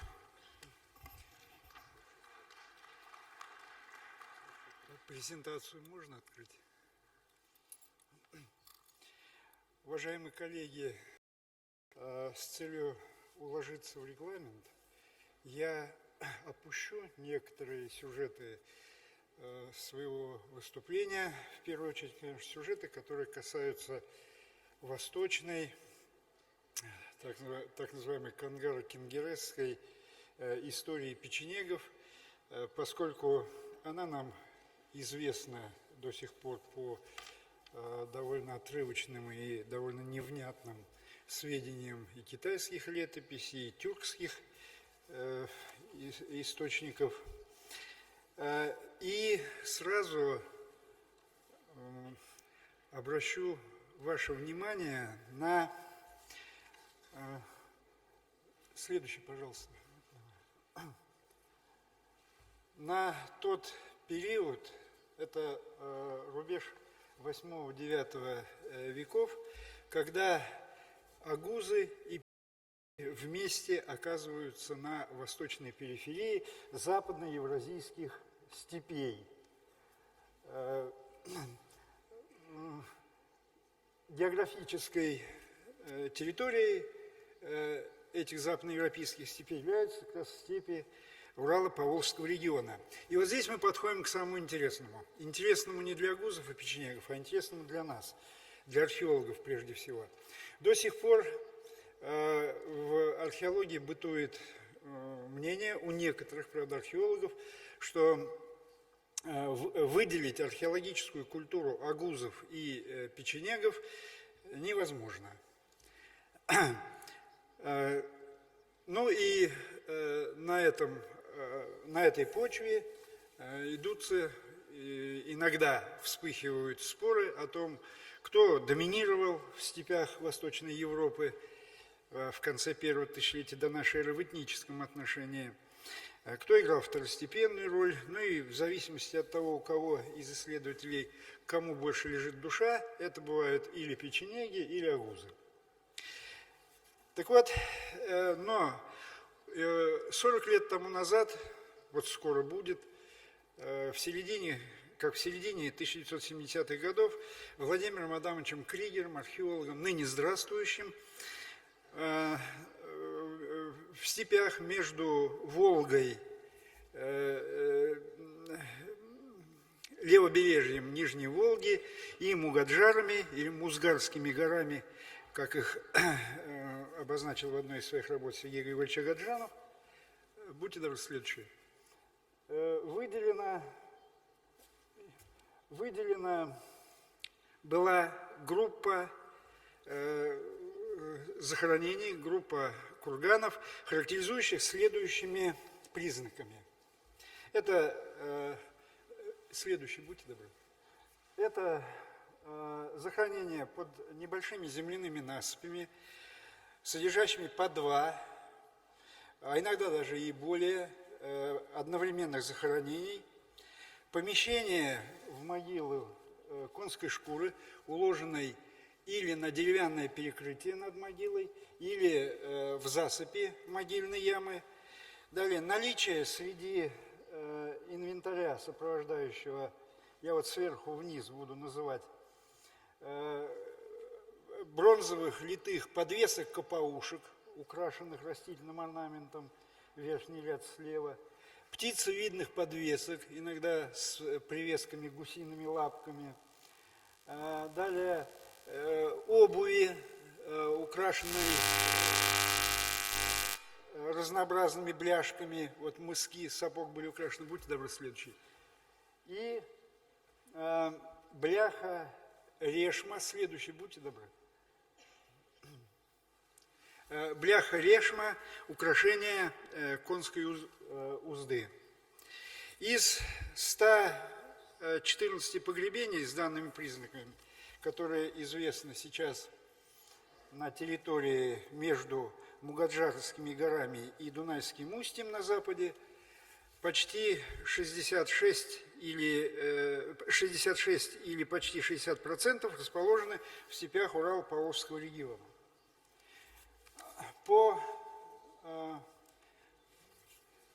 Там что-то застопорилось, да? Да, вот это бляха решма. И следующий, пожалуйста.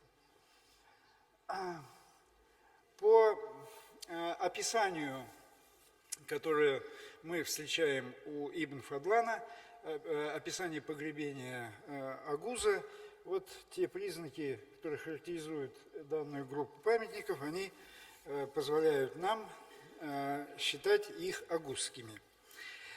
Ареал агузских погребений Урало-Поволжского региона, будьте добры, следующий. Еще, верните, пожалуйста, там предыдущую карту, такую черно-белую карту. Еще, пожалуйста, назад. Ареал агузских погребений Урала-Поволжья показывает, что памятники агузского типа занимают территорию, будьте добры, еще назад карту, на 2 слайда.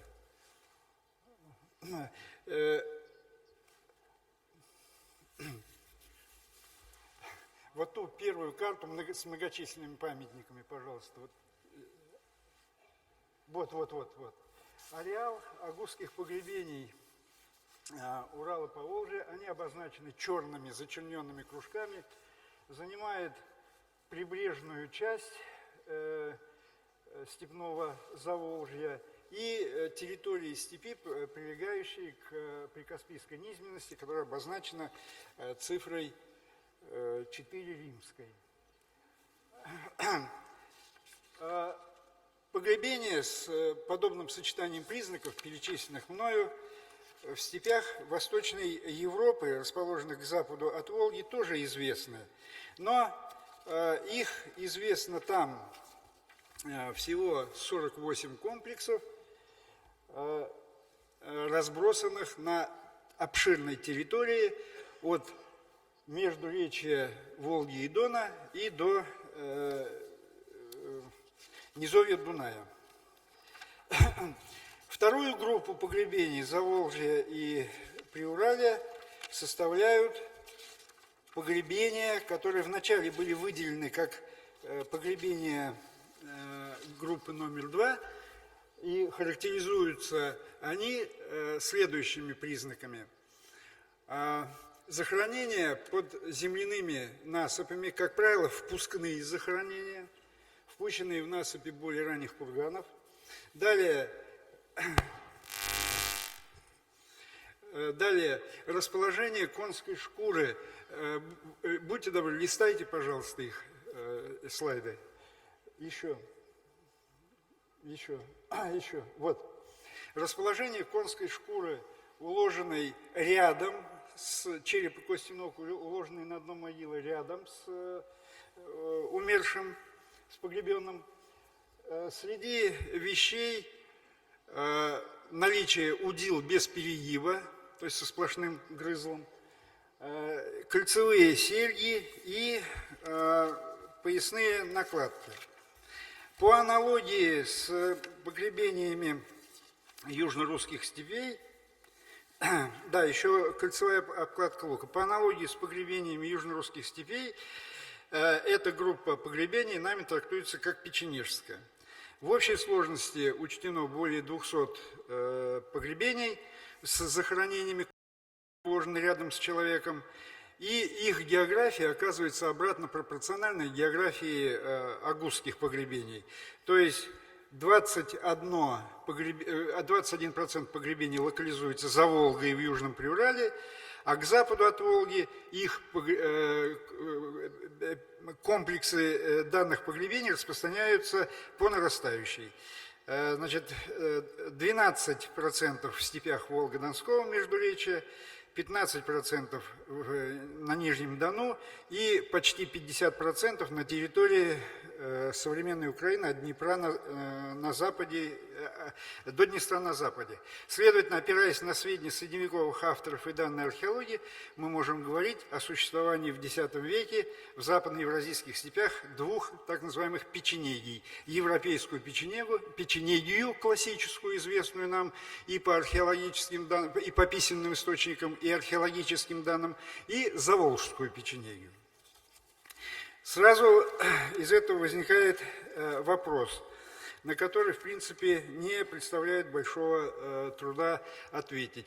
Кто играл решающую роль в формировании этнокультурного состава и этнической карты степей Восточной Европы? Я прошу опять вернуть эту вот большую карту, черно-белую, просто чтобы ее буквально в двух словах прокомментировать.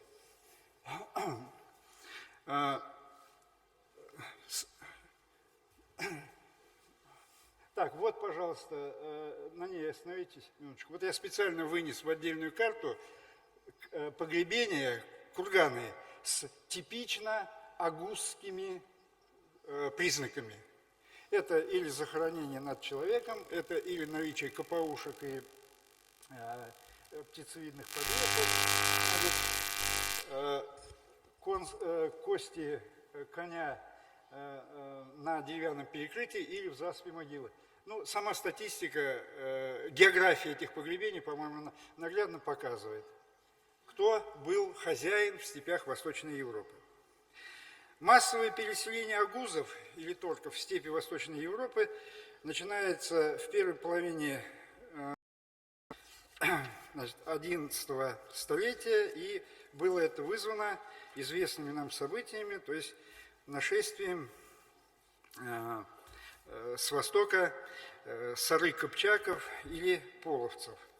Вот переселение части агузов на запад, переселение, которое состоялось в силу политических причин, вызвало новый виток агузо-печенежских войн, что вполне и понятно, и что хорошо освещено в письменных источниках. Что касается печенегов, оставшихся, то есть что касается печенегов, которые мне представляются, это вторая группа печенегов,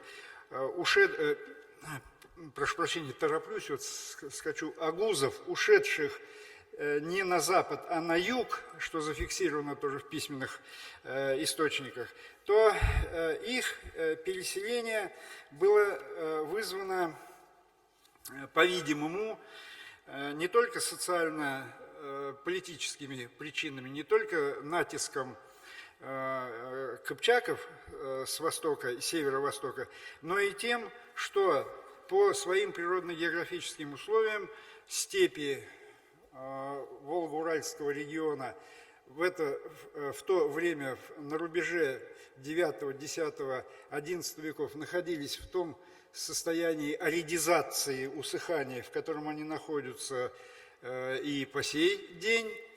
То есть как, в каких климатических, природных, ландшафтных условиях обитали агузы-печенеги, достаточно взглянуть сейчас на степи Саратовского Заволжья, западного Казахстана.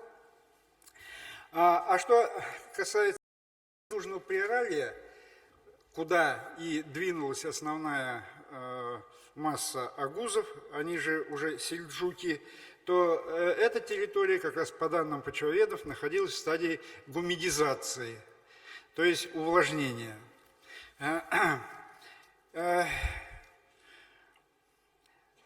Ну и поэтому, когда на исторической арене азиатских степей появляется третья геополитическая сила, то есть вышедшая из Приуралья, степей Алтая, кимако-кыпчакские племена, то направление, маршруты отступления агузов из Заволжья и Южного Приуралья уже были обозначены. То есть основная масса уходит на юг. Давление кыпчаков с севера и северо-востока – это, на мой взгляд, и была основная причина массовой миграции агузов по расходящимся направлениям. Началось это давление, по-видимому, не позже середины 20-х годов XI века, когда, по сведениям мусульманских историков, первые 4000 туркмен переправляются через Амударью и расселяются в Северном Хорасане, а вслед за ними, около 1030-х годов, и сами кыпчаки появляются у границ Хорезма. Археологические следы агузо-туркмено-сельджукской миграции в Среднюю и Переднюю Азию еще предстоит выявить, так же, как и предстоит выявить археологические следы пребывания печенегов и агузов и в Мавераннахре, то есть между речи Сырдарьи и Амударьи. Когда это произойдет, сказать трудно. Я уже не надеюсь увидеть эту счастливую картину, поскольку, к сожалению, наши коллеги, окормляющие степи, лежащие к востоку от Волги, основное свое внимание сосредотачивают на курганах ранних кочевников или на средневековых и древних городах. А степь, она пока не получила достаточного внимания археологов, кочевниковедов, к сожалению. Ну и еще один момент, который усложняет поиск агузов и агузов-туркмен, это то, что значительная часть из них, отталкиваясь от данных письменных источников, по-видимому, уже были мусульманами, со всеми вытекающими для археологии последствиями. То есть нивелировка каких-либо этнических, этнокультурных признаков. Что же касается агузов-торков, то их появление в степях Восточной Европы, которое маркируется погребениями соответствующих типов, вот, представленных на карте, это было вынужденное, как я уже сказал, вторжение, и которое сопровождалось очередным витком агузо-печенежских войн 40-х годов XI века. Описанные хорошо в письменных источниках, эти войны в конце концов закончились вторжением сары кыпчаков, половцев, появившихся на северном границе Киевской Руси в 1050-1055 годах. И таким образом до вторжения, половецко-кыпчакского вторжения в Восточную Европу, вопреки мнению исследователей, например, покойной Светланы Александровны Плетневой, основную политическую и этнокультурно-этническую силу в степях Восточной Европы составляли половцы. Дальше встает интересный вопрос, на который у меня еще нет ответа, это о том, куда расходились печенеги, не половцы, печенеги, куда расходились печенеги после вторжения, половецко-кыпчакского вторжения. Одна часть их, что известно и по письменным, и по археологическим данным, оказывается в Паннонии, в Венгрии. Ну, а дальше мы ничего сказать не можем пока. Что касается восточноевропейской вот этой вот периферии великого пояса евразийских степей, то куда оттуда делись печенеги, пока сказать очень и очень сложно, если вообще возможно. Поскольку погребальный обряд, основной маркер этнокультурной принадлежности кочевнических памятников, у сары кыпчаков, половцев, заметно отличается от печенежского. И дальше можно фантазировать все, что захочется, но имеющиеся данные пока свидетельствуют о том, что не могли же они быть все уничтожены, безусловно, поголовно печенеги. Мы имеем право и возможность предполагать, что какая-то их часть уходит на периферию Великого пояса евразийских степей, то есть восточноевропейских степей в данном случае. Но вот на какую периферию, здесь пока наука молчит, археология, в частности, молчит. Благодарю за внимание, и прошу прощения за показ слайдов. У меня это все было рассчитано на неспешную, такую лекцию. Спасибо. Спасибо большое. У вас будет такая возможность на круглом столе, или во время дискуссии, или до того, еще более расширить свой доклад. Спасибо вам большое. Слово предоставляется академику Академии наук Татарстана, доктору филологических наук, профессору Мирфатыху Закиевичу Закиеву. Тема доклада – вопрос языковой принадлежности алан и асов.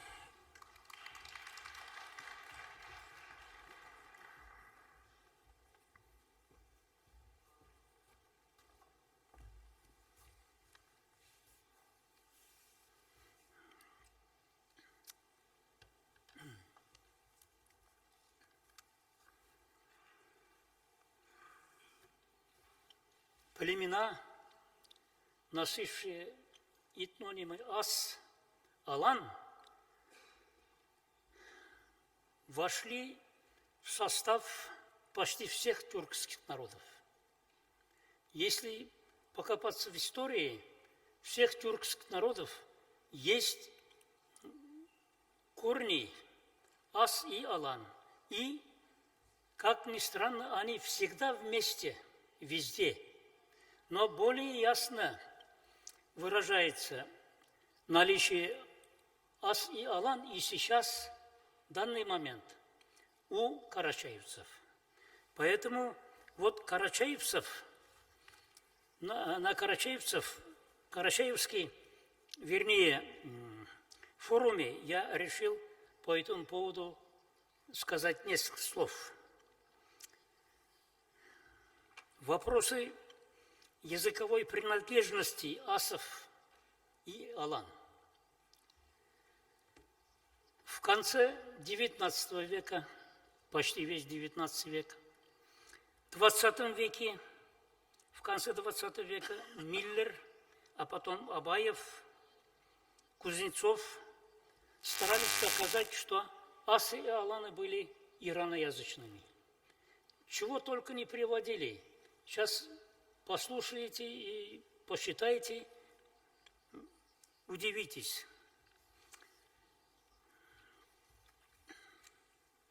Вот я должен сказать, за кого принимали алан их современники. Не мы сейчас. Это очень важный вопрос.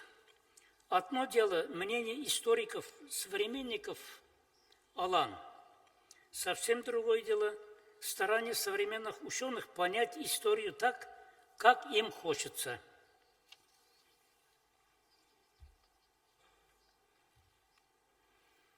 Если взять так называемую скифо-сарматскую обширную территорию, то мы увидим, что древние авторы часто отождествляют предшествовавшие по времени народы региона с последующими. Так еще в ассирийских источниках VII века до нашей эры киммерийцы отождествляются со скифами, скифы отождествляются с сарматами, сарматы с аланами, скифы, сарматы, аланы с гуннами, аланы гунны с тюрками и так далее. Вот до настоящего времени так и идет до тюрков. Римский историк IV века Аммиан Марцеллин, который очень знал алан и оставил самые полные сведения о них, писал, что аланы во всем похожи на гуннов и языковом плане. Переводчик истории Иудейской войны Иосифа Флавия, написано в 70-х годах нашей эры. На древнерусский язык этноним алан передает словом яс, и без тени сомнений утверждает, что этот язык ясский ведомый есть от печенежеского рода родителя. Аланы след и в Среднем Поволжье. Здесь их отождествляли с тюрками, в частности хазарами. Встречаются топонимы, которые восходят к этнониму алан. У удмуртов сохранилось предание о древних народностях. Они мифологического героя называли Алан-Гассар, Алан-Хазар. И все, что приписывалось ему, относили к народу Нугай, то есть татарам тогда. Татар называли нугаями. В Среднем Поволжье.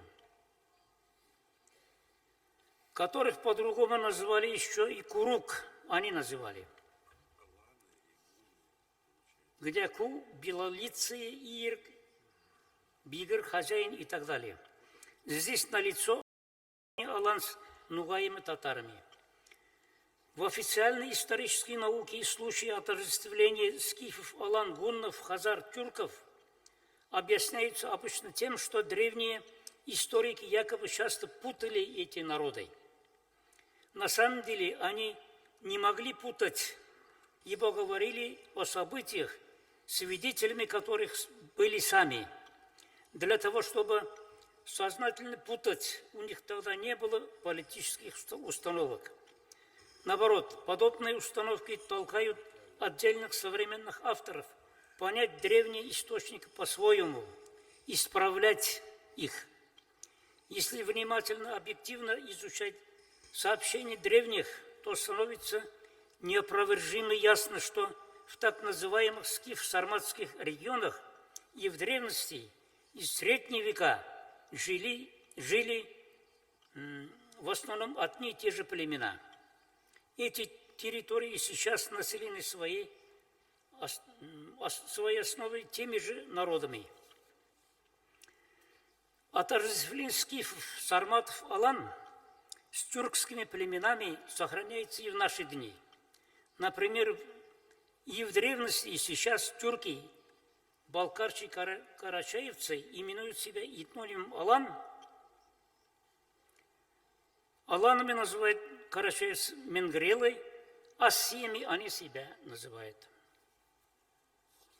Я пропускаю. Этноним яс – это самый древний этноним тюрков. По ассирийским и другим древневосточным источникам азы были известны в Передней Азии еще в IV тысячелетии до нашей эры. Их этноним в форме ут встречается и в других регионах. Об этом пишет как раз скифовед Ельницкий. В древнетюркских рунических памятниках VIII века асы зафиксированы как тюркские племена. Они много раз упоминаются рядом с тюрками, киргизами, представлены как ветвь тюргишей. Аль-Бируни, как ученый, заявляет, что язык асов и алан напоминает язык хорезмийцев, печенегов. Между прочим, хорезмийцы были тюркоязычными, входили в Массагетский союз племен, которых древние отождествлялись с гуннами. И по сообщению Аль-Бируни, хорезмский язык был близок к печенежскому, который, в свою очередь, по сообщению переводчика Иосифа, напоминал алано-асский язык. Да и слово «хорезм» образовался от тюркских этнонимов «суар», «хуар», «хуар» и «ас», «хуар асым», «мой хуарас». Обратимся к русским летописям, где говорится, что в 965 году Святослав ходил в Козары, победил и Ясов одновременно, Косогов. Здесь есть подтекст, отождествляющий хазары с ясами. Если это так, то выходит, что булгар и буртасов по Волжье называли ясами. Так пишет Шпилевский, наш историк. У русского князя Андрея Боголюбовского, жившего в XII веке, жена была болгаркой. Татищев эту жену князя называет княжна Ясовская. Тогда называли ее. Основа ас имеется в составе этнонимов у нас буртас, лесные асы, занимающиеся бортничеством, язгыр, агузские племена у Кашкары, ясыр, туркменские племена, языги, сарматские племена, ок-ас, огуз, асы, окские, лас, таулы ас, горные ас, суас, водные, речные асы. Марийцы по своей древней традиции казанские татар называли, часть из них и сейчас называют казанских татар суасами. Этноним суас был самоназванием предков татар. Пермские татары, предки которых были непосредственно связаны с белярами и булгарами, до принятия в то время сословного этнонима татар, назвали себя остяками. Остак, ослак, что означает осовские люди. Ибо остяк происходит от слова остак. Таким образом, слово «ас» со всеми фонетическими вариантами для обозначения тюркоязычных племен применялось очень широко. Аланы и свой славный боевой политический путь прошли рука об руку со своими тюркоязычными сородичами, гуннами, хазарами, половцами. С XIII века аланы асы перестают быть господствующими среди других тюркоязычных племен. Но это ни в коем случае не означает, что они исчезли физически. Они сохранились среди других тюркоязычных народов и постепенно входили в их состав, принимая другие этнонимы местных тюрков. Это я могу продолжать еще. Если бы скифы, сарматы, аланы были осетиноязычными, то они по всей Евразии, а ведь аланы асы по всей Евразии жили, должны были оставить после себя осетинские этнонимы, топонимы вернее. Их нет. Так и по всем признакам аланы асы являлись этническими корнями тюрков и принимали участие в образовании многих тюркских народов, в первую очередь карачаевцев и балкарцев. Спасибо за внимание. Спасибо большое, Мирфатых Закиевич. Слово предоставляется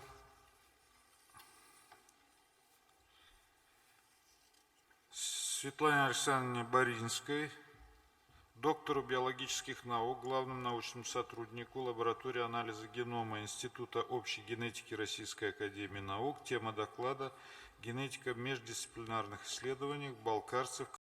Мирное исследование ценностей». Прошу. Презентацию, пожалуйста, поставьте. Спасибо.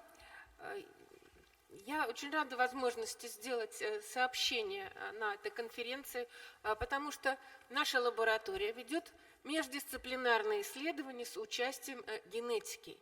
И междисциплинарные обсуждения очень важны. Следующий, пожалуйста. Прошу прощения, когда вы будете слайды говорить, всех прошу, значит, слайды, в микрофон говорите, потому что там не слышно. Да. Спасибо. Спасибо. Наверное, все присутствующие знают об исследованиях генетиков посвященных антропогенезу, происхождению, расселению человека и попыткам понять историю формирования разных народов, используя данные генетики. Я сейчас буду говорить о другом направлении, которое зародилось в последние годы, и начали появляться работы в этой области. Это попытки объяснить какие-то культурные особенности, привлекают данные генетики, объяснить психологические особенности и рассматривать в этих рамках, сравнивать представителей разных народов. Я расскажу об исследовании, очень коротко, всемирное исследование ценностей, и казалось, а где гены, как могут ценности иметь какой-то генетический вклад. Но, тем не менее, такие работы и сейчас начали появляться. Всемирное исследование ценностей проводится более 30 лет. Организует его и руководит им Рональд Ингельхарт, социолог из Мичиганского университета. Проводятся социологические опросы, направленные на выяснение ценностей, динамики ценностей в разных странах. Сейчас почти в 100 странах такой опрос проводился и в России. Следующий слайд, пожалуйста. Да, в России проходит под руководством с Рональдом Ингельхартом, ведет это Высшая школа экономики, социолог Эдуард Панарин, с которым мы сотрудничаем. Такой опрос был проведен в 2012 году. В него было включено 6 тысяч человек из 6 регионов, в том числе из Кабардино-Балкарии. И, соответственно, там присутствовали и балкарцы. Я взяла такой простой и волнующий вопрос, насколько люди счастливы, как люди отвечают на вопрос, счастливы они или нет. Примерно 3/4 опрошенных во всех регионах отвечали, что они очень счастливы и скорее счастливы, чем несчастливы. Я подчеркиваю, что это ответы на вопросы. Да? У нас нет какого-то градусника, которым мы можем померить счастье. И балкарцы тоже ответили на этот вопрос. Внизу на этом слайде вы видите количество опрошенных мужчин и женщин. И мы видим, что разные регионы отличаются, но не очень сильно по доле людей, считающих себя счастливыми или считающих нужными сказать, что они счастливы. Следующий слайд, пожалуйста. А вот это ответ еще на один простой вопрос. Вся анкета – это более 100 вопросов, которые потом обрабатываются, делаются очень интересные выводы, которых я здесь сказать не успею, но просто предлагаю тем, кому интересно, следить за этим на сайтах проекта. Здесь был простой вопрос, насколько опасна ситуация там, где вы живете. И здесь отличия уже значительно больше между разными регионами и представителями разных этнических групп. Мы видим, что 2 кавказские группы, кабардинцы и балкарцы, в них чаще дают ответ об опасности окружающей обстановки, чем в других регионах. Вот самый низкий показатель в этом плане в Чувашии. Следующий слайд, пожалуйста. А вот теперь мы дошли до генетического исследования. У опрошенных были собраны образцы слюны с их согласия, с так называемой процедурой информированного согласия. Им объяснили, зачем это исследуется. И из слюны была выделена ДНК, мы определили, какие гены у людей. Вот здесь представлены данные по одному из исследованных генов. Это ген транспортера серотонина. Серотонин еще называют гормоном счастья. Есть исследование, что разные варианты гена вот этого транспортера серотонина, вариант называется аллелем у генетиков, дают разную скорость депрессии, например. То есть один вариант несколько больше риск депрессии, другой меньше, потому что они влияют на обмен серотонина. Вот здесь красной линией показан одна группа генотипов, доля счастливых людей среди них не меняется, чуть-чуть снижается, но не сильно меняется в зависимости от обстановки. Как в опасной, так и в безопасной доля людей, которые говорят, что они счастливы, примерно одинакова. А вот другой вариант гена, так сказать, делает людей более чувствительными к изменению обстановки, судя по нашим данным. То есть в опасной ситуации у носителя этого варианта снижается немножко, не сильно, но снижается доля людей, которые говорят, что они счастливы. Следующий слайд, пожалуйста. Этот ген нельзя назвать ни геном депрессии, ни геном счастья. Счастье, безусловно, не может зависеть от одного гена, это слишком сложное понятие. Но те результаты, которые мы получили, говорят, указывают на то, что этот ген может иметь небольшой вклад в то, насколько люди счастливы. Более 10 лет назад было проведено исследование, которое очень известно и высоко цитируется, о влиянии этого гена на склонность к депрессии у молодых людей в зависимости от условий воспитания в детстве. И если условия воспитания в детстве были хорошими, в левой части слайда вот, разноцветные кривые показывают разные генотипы, разные варианты генов у людей, то генотипы не отличаются по склонности к депрессиям, а в плохих условиях различия между ними проявляются. Примерно такая же картина, как получена в нашем исследовании. Следующий слайд, пожалуйста. Мы изучили популяции разных регионов Евразии и построили карту в Евразии и в Африке частоты вот этого счастливого варианта, если его так условно назвать, счастливого варианта гена. Наиболее часто он встречается в Китае, Японии, наиболее редко в африканских популяциях и средняя такая частота в Европе. Недавно, буквально неделю назад, в российских и западных СМИ прошли публикации о том, что британцы не могут быть счастливы, потому что у них вот ген не такой. Как раз речь идет об этом гене.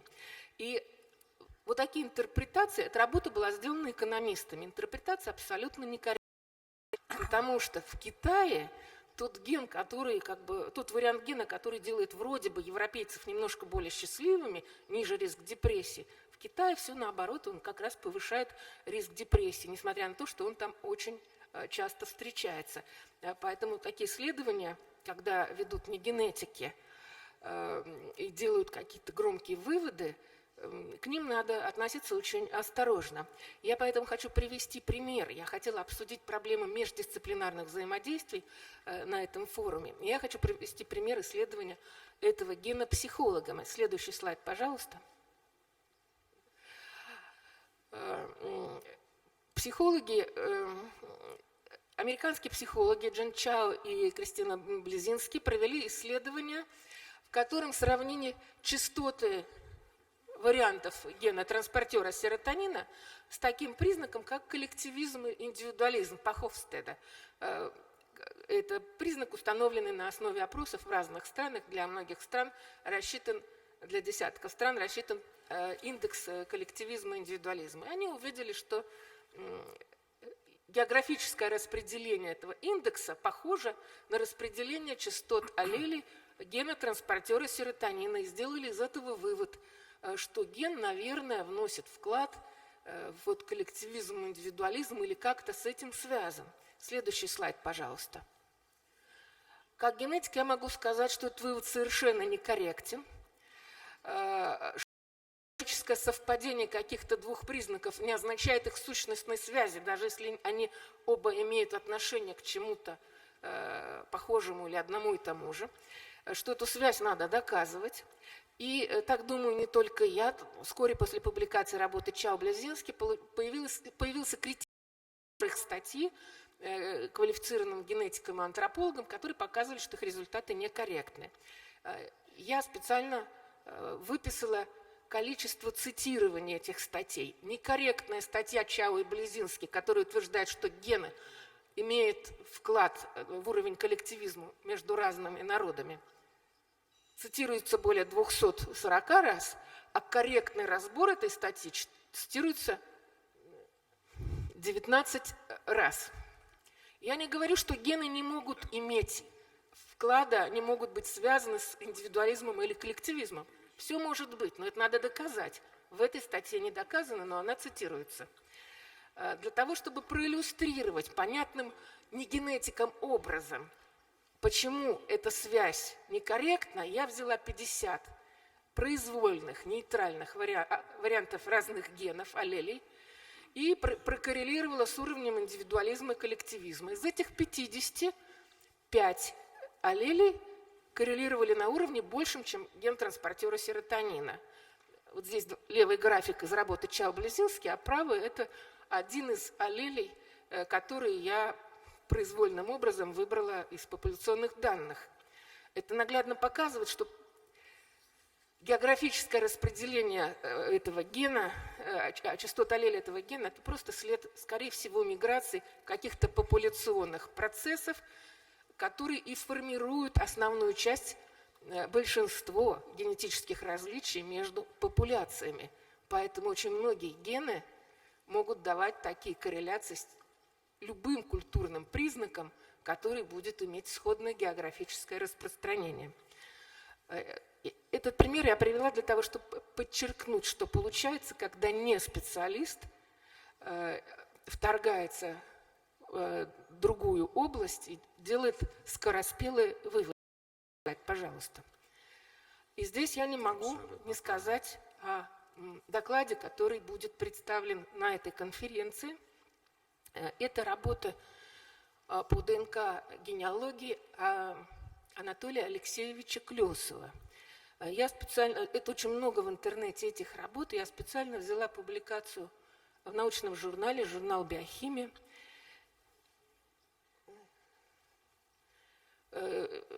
Статья начинается словами в резюме: изложены основы новой научной дисциплины, которая называется ДНК-генеалогия. И надо сказать, что генетики очень критично относятся к этой области, хотя я сама с интересом читала статьи Анатолия Алексеевича по биохимии.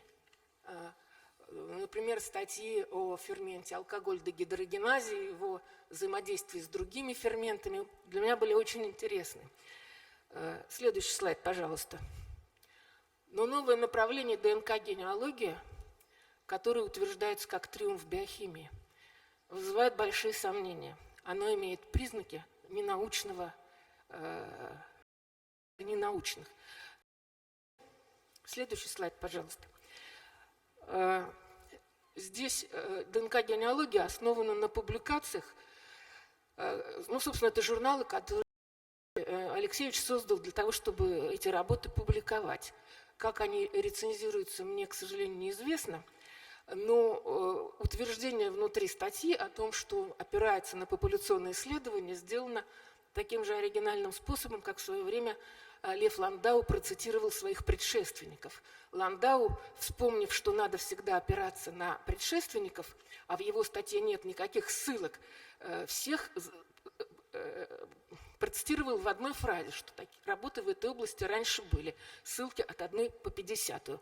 Вот здесь 36 ссылок, кстати, из них половина процитирована таким образом, что работы раньше были. Следующий слайд, пожалуйста. В результате развития вот этого нового направления, новой дисциплины, исследователь пришел к заключению, которое противоречит заключениям генетиков, как в России, так и в других странах, о том, что Homo sapiens вышел из Африки.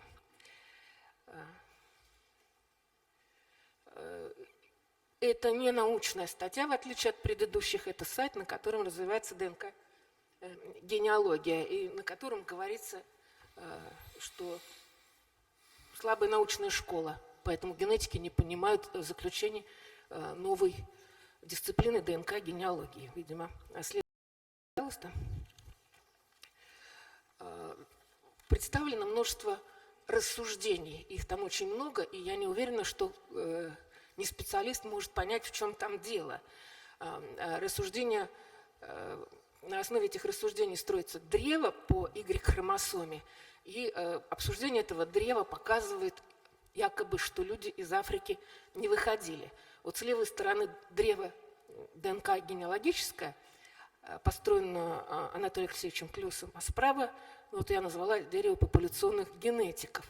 Это работа Рихарда Вильямса и его коллег, сделанная по полным последовательностям Y-хромосомы, а левое дерево построено на других принципах. И полное изучение и Y-хромосомы, и полного генома человека показывает, что человек все-таки вышел из Африки. Количество мутаций на этих веточках, они примерно одинаковы от корня до каждой конечной веточки. Сколько бы ветвлений по дороге не происходило.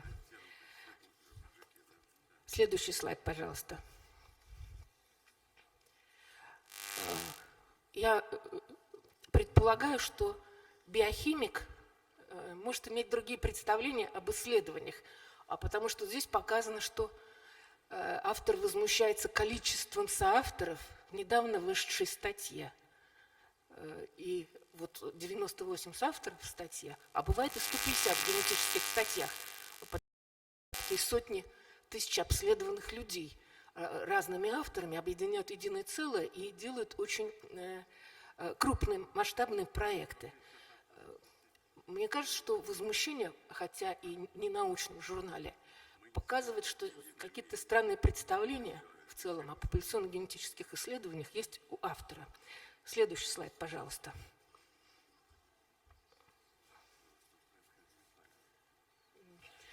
Вот эта книга о происхождении славян, которая не касается происхождения балкарцев, но, по моим предположениям, поскольку она написана тем же автором, который здесь будет на круглом столе делать доклад по теме конференции, наверное, на тех же принципах. Вот в этой книге утверждается, что арии – это славяне, и делается подмена, на самом деле, очень опасная, когда генетическим линиям присваиваются этнические ярлыки. Следующий слайд, пожалуйста.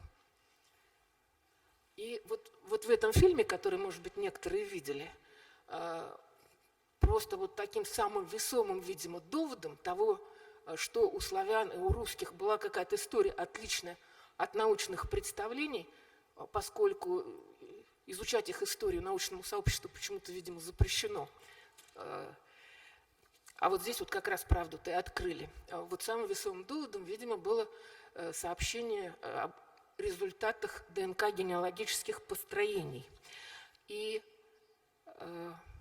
если кого-то привлекает популистские утверждения, которые люди с интересом выслушивают, и генетические исследования не могут дать ответ или дают другие ответы, не сенсационные, а ДНК-генеалогия все переворачивает и дает сенсационные ответы, поэтому, может быть, интереснее слушать, когда нет ограничений экспериментальной процедурой, или они как-то дают возможность давать интересные, увлекательные ответы. На самом деле, опять-таки, опасно, потому что, когда вопросы касаются национальной, этнической истории, мы попадаем в зону повышенного интереса, и в условиях толерантизма в нашем обществе научное сообщество имеет большую ответственность в том, чтобы придать статус каким-то результатам, статус научных, или дать им должную оценку и критику. Следующий слайд, пожалуйста. Мой главный посыл, главное сообщение моего доклада о необходимости междисциплинарных обсуждений, о том, что нужно шире вести дискуссию между специалистами разного профиля. И как сказал Мурат Джайдаевич, и я приветствую всячески такие высказывания, которые показывают несогласие с другой областью, могут быть вызваны как некорректностью, допустим, формирования выборок, так и взаимонепониманием между представителями разных специальностей. И нам необходимо вести дискуссию междисциплинарную для того, чтобы выработать общую терминологию генетики согласны менять какие-то термины, которые этнологам кажутся некорректными. Но для этого нужна дискуссия, надо вырабатывать общую, так сказать, приемлемую терминологию совместно. И я надеюсь, что такие дискуссии в разных масштабах будут происходить и далее.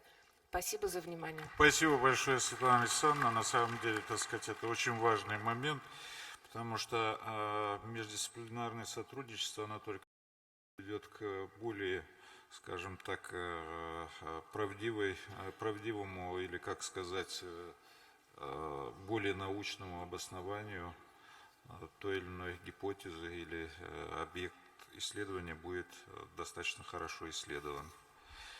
Спасибо большое. Слово предоставляется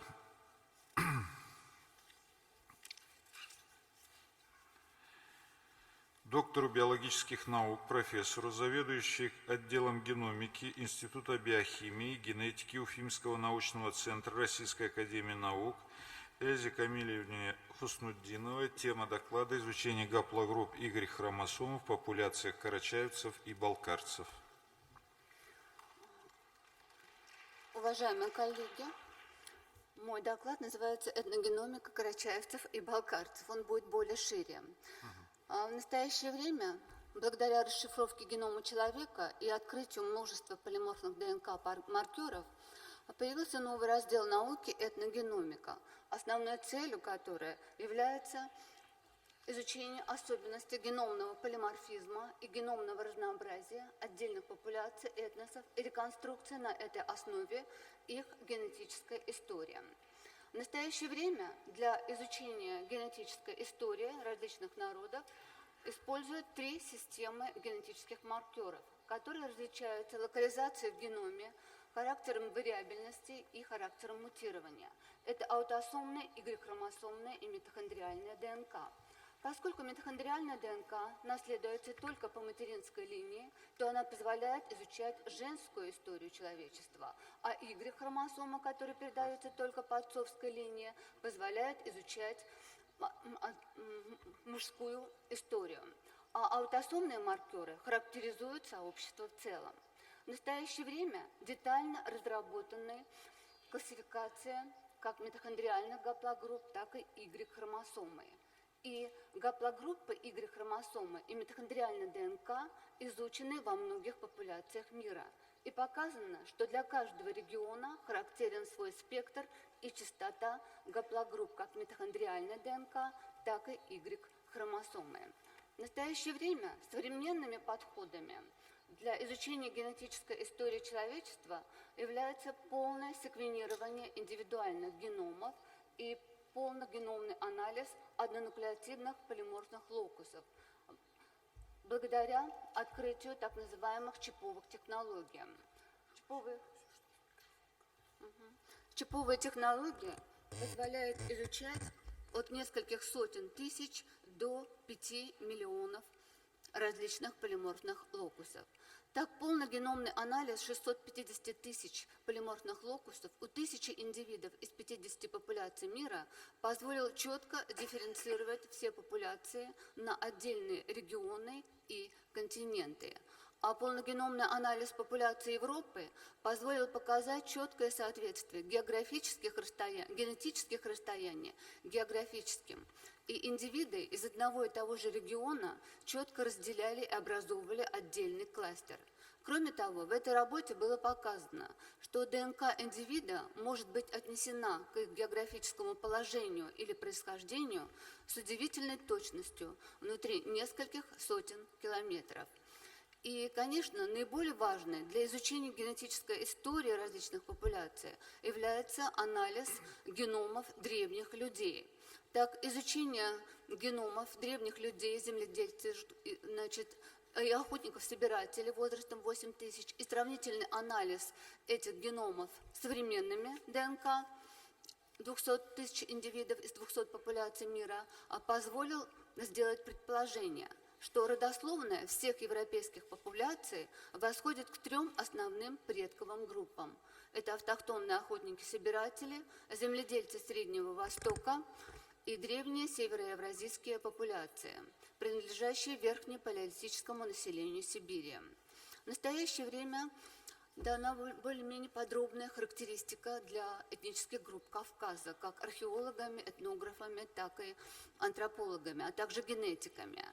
Но все еще существует множество дискуссионных вопросов, в частности, вопросы о происхождении тюркоязычных популяций и об их взаимоотношениях с другими этническими группами региона. Нами использован комплексный анализ 27 этнических групп Кавказа и проанализирована митохондриальная ДНК, Y-хромосома и проведен полногеномный анализ 600 тысяч однонуклеотидных полиморфных локусов. В результате анализа митохондриальной ДНК был получен широкий спектр гаплогрупп митохондриальной ДНК популяции Кавказа, но большинство, подавляющее большинство линий митохондриальной ДНК представлены западными линиями, то есть 90%, за исключением каранагайцев, у которых доля восточноевразийских линий составляет практически 50%. У карачаевцев и балкарцев доля западноевразийских линий 95%. И все эти западноевразийские линии имеют переднеазиатское происхождение. Наиболее частыми у карачаевцев и балкарцев являются гаплогруппы Ю и H, а также другие ближневосточные гаплогруппы. Рассчитано время коалесценции. Например, время коалесценции для гаплогруппы Ю3 составляет 32 069 лет, а для гаплогруппы Т – 26 900 лет. Это свидетельствует о том, что данные гаплогруппы появились на данной территории еще до наступления последнего ледникового максимума. Что касается доли восточноевразийских линий, то она совершенно незначительна по материнской линии. Это гаплогруппа D всего 2% у балкарцев и гаплогруппа G 4,7% у карачаевцев. Нами реконструирована филогения гаплогруппы H, наиболее частой на Кавказе, которая имеет переднеазиатское происхождение, и оценен эволюционный возраст субгаплогрупп, а здесь более 100 субгаплогрупп этой гаплогруппы. Эволюционный возраст варьирует от 10 100 до 48 400 лет. Показано, что наиболее вероятным местом происхождения данной гаплогруппы является территория Южного Кавказа и Ближнего Востока. И с наиболее старыми линиями именно на данной территории. Кроме того, начало экспансии данной гаплогруппы, по-видимому, произошло еще до наступления последнего ледникового максимума. Кроме того, в популяции Кавказа найдены субгаплогруппы, которые характерны только для данного региона, что говорит о том, что они имеют автохтонное происхождение. В частности, это гаплогруппы H5 и H20, возраст коалесценции которых составляет 12 200 и 10 100 лет. Значит, что касается популяции карачаевцев и балкарцев, то у них наиболее частыми являются гаплогруппы H1, H2 и H5. И наиболее частыми субгаплогруппами H1 являются H1A и H1B. Эти субгаплогруппы характерны для популяции Европы. По-видимому, говорит о миграции из европейских популяций Кавказа и Ближнего Востока. Оценка генетического сходства популяций по данным митохондриальной ДНК позволила показать сходство изученных этнических групп Кавказа, и наиболее отдаленными оказалась каранагайцы, благодаря высокой доле восточноевразийских линий. И кроме того, наиболее отдаленными оказались армяне, чамалинцы и багаулинцы, благодаря эффекту основателя по гаплогруппам H и HV в этих популяциях. И кроме того, у армян, чамалинцев и багаулинцев не обнаружено восточноевразийских линий. Анализ Y-хромосомы, то есть оценка по мужской линии, показала, что для Кавказа характерен уникальный генетический профиль, который характерен только для данных популяций Кавказа и нигде больше в мире. Здесь для сравнения даны и другие регионы. И наиболее частыми гаплогруппами на Кавказе являются гаплогруппы G, J1, J2 и также R1A. Но, несмотря на уникальность генетического ландшафта Кавказа, наблюдаемое распределение частот гаплогрупп Y-хромосомы в этнических группах этого региона свидетельствует о переднеазиатском происхождении генетического субстрата, участвовавшего в формировании автохтонных популяций Кавказа с последующим дрейфом генов, что и привело к формированию специфичной для Кавказа генетической структуры популяции. По распределению гаплогрупп Y-хромосомы Кавказ можно разделить на 3 региона. Северо-западный Кавказ, куда относятся карачаевцы и балкарцы, и у них обнаружена высокая частота гаплогруппы G2, а также J2 и R1A1. А в северо-восточном Кавказе обнаружена высокая частота гаплогруппы J1, а также R1B2. Нами показано, что и при изучении распределения гаплогруппы G в популяциях Западной Евразии показано, что наибольшая частота наблюдается у осетин, и особенно субгруппа G16. У осетин она составляет 63%, у балкарцев 33%, у карачаевцев 32%. Также она встречается в Турции и в Иране. Коалесценции данные субгаплогруппы составляют 9400 лет, что, в общем-то, соответствует ранней голоцене. И сделано предположение, что данная гаплогруппа G возникла на территории Южного Кавказа, Восточной Алании и Западного Ирана. Другая гаплогруппа J2A, которая характерна для популяции Кавказа или Северо-Западного Кавказа, это J2A2. Значит, она встречается с очень высокой частотой у ингушей 82%, в среднем 20%. И у карачаевцев и балкарцев она встречается с частотой 11,6 и 15,6%. Время коалесценции для данной гаплогруппы рассчитано 12, примерно 14 тысяч лет, что свидетельствует о древнем эффекте основателя в популяциях Кавказа, что может быть связано с хвалынской трансгрессией. Кроме того, у карачаевцев и балкарцев высокая частота гаплогруппы R1A. Но буквально в этом году, несколько месяцев назад, были обнаружены новые маркеры для Y-хромосомы, что позволило увеличить филогенетическую разрешаемость. И были найдены маркеры, в частности Z2125, который встречается только в Центральной и Южной Азии. В частности, она была обнаружена с высокой частотой у киргизов 40%, у пуштунов Афганистана и пуштунов Пакистана примерно 30%. И кроме того, данная субгаплогруппа была обнаружена с высокой частотой у башкир. В других популяциях Волго-Уральского региона она была практически отсутствовала. У карачаевцев и балкарцев так называемая азиатская гаплогруппа обнаружена с частотой примерно 20%. Другая же субгруппа гаплогруппы R1A, так называемая европейская, это Z282, значит, она встречается в основном в популяциях Восточной Европы. И М558 и М458. Так, наиболее высокая частота, значит, М458 обнаружена в популяциях Восточной Европы, вот в частности у поляков, и, значит, 558 у русских. В популяциях Волго-Уральского региона также высокая частота, вот М400-508. Что же смотрим у карачаевцев и балкарцев? Так называемая европейская субгруппа М558 и 458 встречается с незначительной частотой. Возраст вот R1PH7, который вот разделилась на данные субгруппы, азиатскую и европейскую, возраст ее составляет примерно 5800 лет. То есть это говорит о том, что носители данной вот субгаплогруппы участвовали в расселении где-то примерно во время медного, бронзового и железного веков.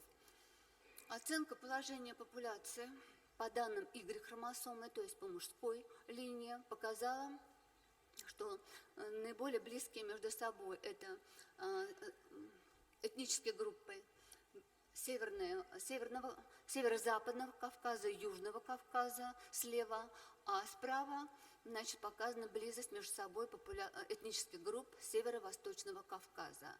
И сильный разброс, который мы наблюдаем по некоторым популяциям, видимо, связан с генетическим дрейфом и с разными частотами гаплогрупп Y-хромосомы. Нами проведен полногеномный анализ 600 тысяч однонуклеотидных полиморфных локусов в 10 этнических групп Кавказа. И в результате этих исследований показано, что формирование популяции Кавказа происходило на основе гетерогенного генетического субстрата переднеазиатского происхождения. Вот видим, здесь синее идет с Передней Азии на Кавказ, с последующим дрейфом гена в изолированных популяциях. Кроме того, выявлен отчетливый небольшой поток из Восточной Европы. Это темно-синим цветом здесь видно. И кроме того, обнаружен небольшой, можно сказать, незначительный восточно-евразийский компонент на Кавказе желтым цветом. В частности, обнаружен у балкарцев, у адыгейцев и у северных осетин. И по данным полногеномного анализа, по данной картинке наиболее близкими здесь оказались этнические группы балкарцев, осетинов и адыгейцев. Кроме того, по данным полногеномного анализа обнаружена генетическая преемственность между популяциями Кавказа и Передней Азии, а между популяциями Кавказа и восточноевропейской равнины наблюдается резкое нарушение непрерывности. Популяция этнической группы Кавказа показывает самую низкую степень межпопуляционной дифференциации, в отличие от Среднего Востока и от Восточной Европы. То есть показатель генетической дифференциации межпопуляционной у них самый низкий. В настоящее время построен генетический атлас истории метисации 95 популяций человека. И показано, что 80 из них испытывали смешение, метисацию, и половина из них многократные волны смешения. И были рассчитаны время метисации, а также, значит, какие этнические компоненты смешивались. И был сделан вывод в этой работе, что метисация является практически универсальной силой, формирующей популяцию человека. И нами на основе полногеномных данных было оценено время метисации автохтонного и южносибирского предков тюркоязычных народов на основе анализа длин хромосомных сегментов. И время варьировало от 410 лет для турков, 500 лет для балкарцев и 1100 лет для казахов, киргизов и уйгуров. То есть здесь мы оценивали метисацию автохтонного тюркоязычного и южносибирских тюркоязычных народов. И по данным наших исследований было сделано следующее заключение, что основу генетического субстрата или основу генофонда народов Кавказа является местный автохтонный субстрат, и на который потом происходило наслоение разных компонентов, но, скажем так, значительно меньше, чем сам местный компонент. В частности, по данным полногеномного анализа генофонда автохтонных народов Кавказа сформировался в результате разновременных миграций населения с территории Ближнего Востока и лишь в незначительной степени за счет миграции с восточноевропейской равнины с последующим дрейфом генов в изолированных кавказских популяциях. Митохондриальный генофонд карачаевцев и балкарцев практически полностью представлен западноевразийским компонентом, имеющим переднеазиатское происхождение. А по данным изучения Y-хромосомы показано, что карачаевцы и балкарцы имеют существенный вклад ближневосточных, заметный вклад азиатских и незначительный вклад восточноевропейских гаплогрупп Y-хромосомы. Спасибо за внимание. Спасибо большое за интересный доклад. Уважаемые коллеги, у нас в 18:30 была быть презентация книги «Карачаевцы и балкарцы». Вот Людмила Ивановна Мисонова здесь сидит, и, значит, но у нас остались доклады. Доклады интересны, если, значит, есть, послушаем до или докладчики, тогда, так сказать, очень большая просьба сократить, значит, ну, не так намного, но все равно. Согласны, нет?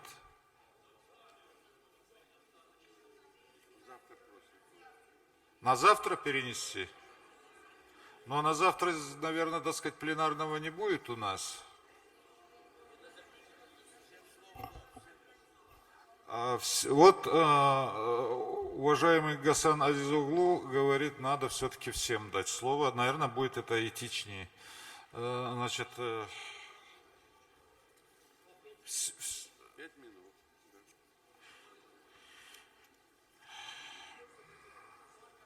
Сколько докладов? осталось у нас 5 докладов.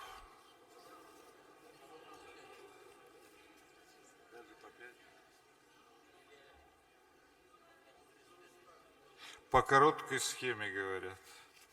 Но в любом случае у нас будет возможность еще пленарное заседание будет, значит, в пятницу. И мы, в принципе, сможем более шире дать людям слово, чтобы они еще больше раскрыли свои темы докладов. Но слово предоставляется кандидату филологических наук, ведущему научному сотруднику Института мировой литературы имени Горького, Российской академии наук Танзиле Мусаевне Хаджиевой. Тема доклада «История собирания и изучения карачаево-балкарского фольклора». Добрый вечер. Я в силу того, что в той книге, которую вы сегодня все получили, «Балкарцы и карачаевцы», большой раздел есть там фольклор, и там я, можно сказать, изложила все, что хотела сказать по этой теме, поблагодарила и сказала, стараясь не забыть всех тех, кто столько сделал для сбора, публикации, а также ну, как бы, трансляции дальнейшей нашего фольклора. Поэтому буквально я скажу несколько слов, а в силу того, что мы плавно, я думаю, можем перейти к презентации, и буквально несколько слов о второй книге, которую вы тоже получили, «Нарты на английском языке». Профессиональная карачаево-балкарская фольклористика возникла в конце 60-х годов прошлого века. С этого времени появляется ряд фольклористов, прошедших специальную теоретическую подготовку в научных центрах бывшего СССР, в Москве, Тбилиси и других городах под руководством крупных ученых-фольклористов Гацака, Далгат, Кюраглы, Алиевой и других.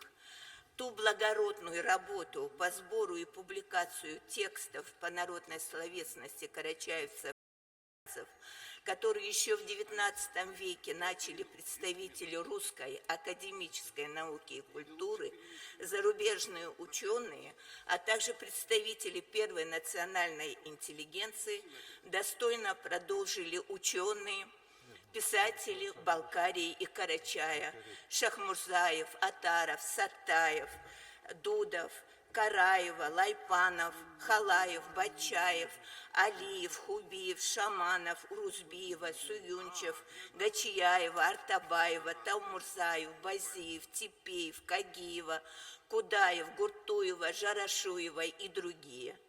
Заметным явлением стали работы последующих карачаево-балкарских ученых: Урузбиевой Фатимы, Кучмезовой Марии, Малкандуева, Караевой Зухры, Каракетова, Кипкеевой, Журтубаева, Малкандуева, Бетировой, Хабичевой, Башиевой, Апоева, Алиевой, Артабаевой и других. Радует исследования нового поколения наших фольклористов. Их диссертационные работы и публикации во многом являются достаточно серьезными заявками в деле дальнейшего изучения нашего фольклора. Это работы Кучуковой, Этезовой, Берберова, Азаматовой, Джанкезовой, Тахира Талгурова, Маримшауовой Эфендиевой, Казиевой, Макаевой, Гергоковой, Ахматовой, Лайпановой, Апоевой, Тикеевой и других. Теперь, что касается задач, стоящих перед балкарскими фольклористами, буквально два слова. Во-первых, это в первую очередь, конечно же, подготовка фольклористов, музыковедов, фольклористов-текстологов и фольклорных текстов. Остается актуальная проблема издания свода карачаево-балкарского фольклора с переводами и комментариями. Одной из важных задач фольклористов является также организация и проведение перманентных научных экспедиций не только в КБР и КЧР, но и среди наших соплеменников, проживающих за рубежом, а также в странах СНГ. В своем выступлении мне бы хотелось сказать и об издателях книг по духовной культуре карачаевцев и балкарцев. Это, конечно, вы их знаете, издатели из Нальчика Виктор и Мария Котлярова. Например, благодаря им у меня вышли и такие книги, как «Кёчкин члены эскетмеса», «Поэзия департамента», «Хрестоматия по карачаево-балкарскому фольклору», первый том двухтомного издания сказок. Мы все знаем, какую огромную работу ведет Эльбрусойд. Спасибо Али Хасановичу Татаркулову за то, что он уделяет очень много издательской работе. Это не только прекрасные издания дайджеста Эльбрусойд, которые составляет и выпускает его главный редактор Людмила Батчаева, но и много книг по фольклору, литературе, большинство из которых готовит к печати Фатима Байрамукова. Сейчас Эльбрусойд начал работу над проектом по изданию аудиокниг. Уже выпущены аудиокнига «Поэзия» Керима Атарова и аудиокнига «Нарты», которую вы тоже сегодня получили. И теперь мне хотелось бы буквально сказать несколько слов по книге. В 1994 году в академической серии «Эпос народов Европы и Азии», раньше он назывался «Эпос народов СССР», был издан том «Нарты. Героический эпос балкарцев и карачайцев», где-то самобытная версия общекавказской «Нартиады», представлена во всем ее высоком художественном совершенстве. В него помимо оригинальных 172 эпических текстов, я подчеркиваю 172, объясню, почему эпических текстов, это песни и сказания, записанных на протяжении 120 лет, начиная с 1879 года, включено обширное, помимо этого, статья «Нарский эпос карачаевцев» и статья Урузбиева «Сафар Али», написанная еще в XIX веке, и музыкальная статья Рахаева. Почему я это перечисляю? Вот это все, что вот в той огромной книге, а вот и том, ему подарили, по-моему, то ли в Абхазии, то ли в Грузии, Дэвиду Ханту книгу нашу, эту академическое издание «Нарты». Он настолько заинтересовался этими нартами и сказал, а ведь до этого вы все его знаете, здесь вы прочитаете его биографию, и как много он сделал в деле, вот именно он переводит фольклор почти всех наших кавказских народов. И он сказал, меня удивила архаика и красота этих сказаний. Позвонив мне, он получил разрешение авторское от меня и от нашего института и перевел вот этот том. Благодаря Дэвиду Ханту, действительному члену Лондонского общества фольклористов, мои нарты моего народа заговорили на английском языке. И я с этой трибуны хотела бы еще раз поблагодарить этого человека за этот огромнейший его труд. Помимо этого, я бы хотела это озвучить тоже. Книга издана опять под грифом «Имли», благодаря профессору Чеченову Алию Ахматовичу. Она издана при его финансовой поддержке. Это тоже я хотела просто именно на пленарном озвучить, когда есть все. В зале присутствуют и наши гости из Турции, потомки карачаевских мухаджиров Адельхан Адель-Оглу и Уфук Таукул, которые перевели наши нарты на турецкий язык и публикуют в различных изданиях в Турции.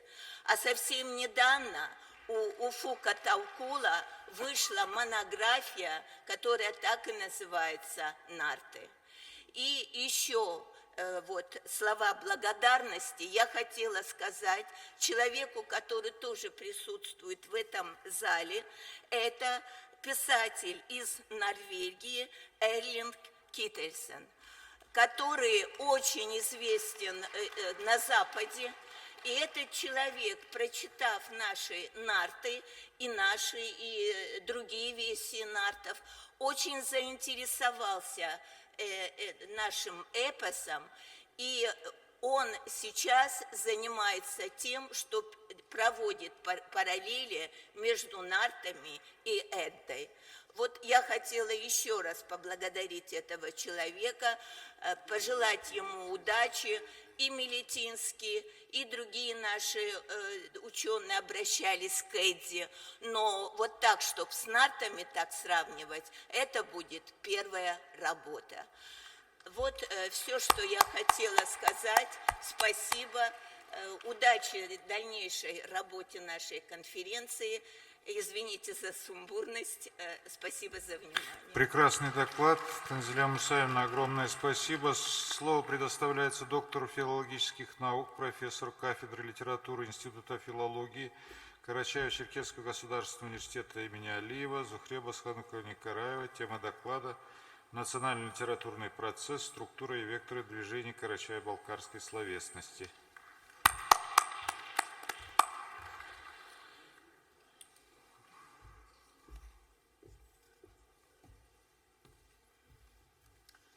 Добрый вечер, уважаемые коллеги. Прежде всего хочу поблагодарить организаторов и устроителей нашего замечательного форума и сказать, что давно не было возможности собраться всем вместе и поговорить о наших проблемах. Это первое. Второе. Говорить о литературе, занимательных и очень научных докладов, связанных с ДНК, генеалогией, с языковыми процессами, с изданиями фольклора, достаточно трудно, потому что такой картины и демонстрации наглядной, чего бы то ни было в литературе, когда мы говорим о литературе, не существует. Существуют книги, которые или они есть, или их нету. Вообще литература, а в данном случае литературоведение, это одна из самых субъективных, я даже не могу сказать, наук. Споры идут, вообще наука ли это, или это что-то на стыке науки и искусства. Но тем не менее, вот все, о чем мы сегодня говорили, это в основном исторические студии. Это обращение к нашему прошлому.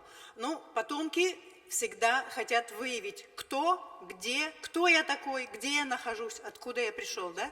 Но дело в том, что сегодняшнее состояние умов и социальное, и духовное состояние наших народов требует ответа на сегодняшние вопросы, и особенно у молодежи. Я преподаю в ВУЗе, поэтому наблюдаю это повседневно.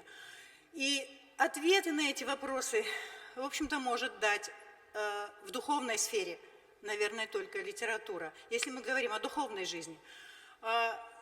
Дело в том, что все, о чем мы говорим, это неизбежно формирует тот огромный ментальный, духовный пласт нашей культуры, который непонятным способом, но, тем не менее, обретает жизнь и доходит до человека, от пастуха и до ученого через художественные все-таки образы, через осмысление, через эмоциональное осмысление. Это литература. Ну, что говорить о нашей литературе? Мы все знаем тип наших литератур, от чего к чему они шли, этапы развития. Но что происходит сегодня? Я не могу нарисовать никакой благообразной вообще картины происходящего. И должна сказать, что этому есть объяснение.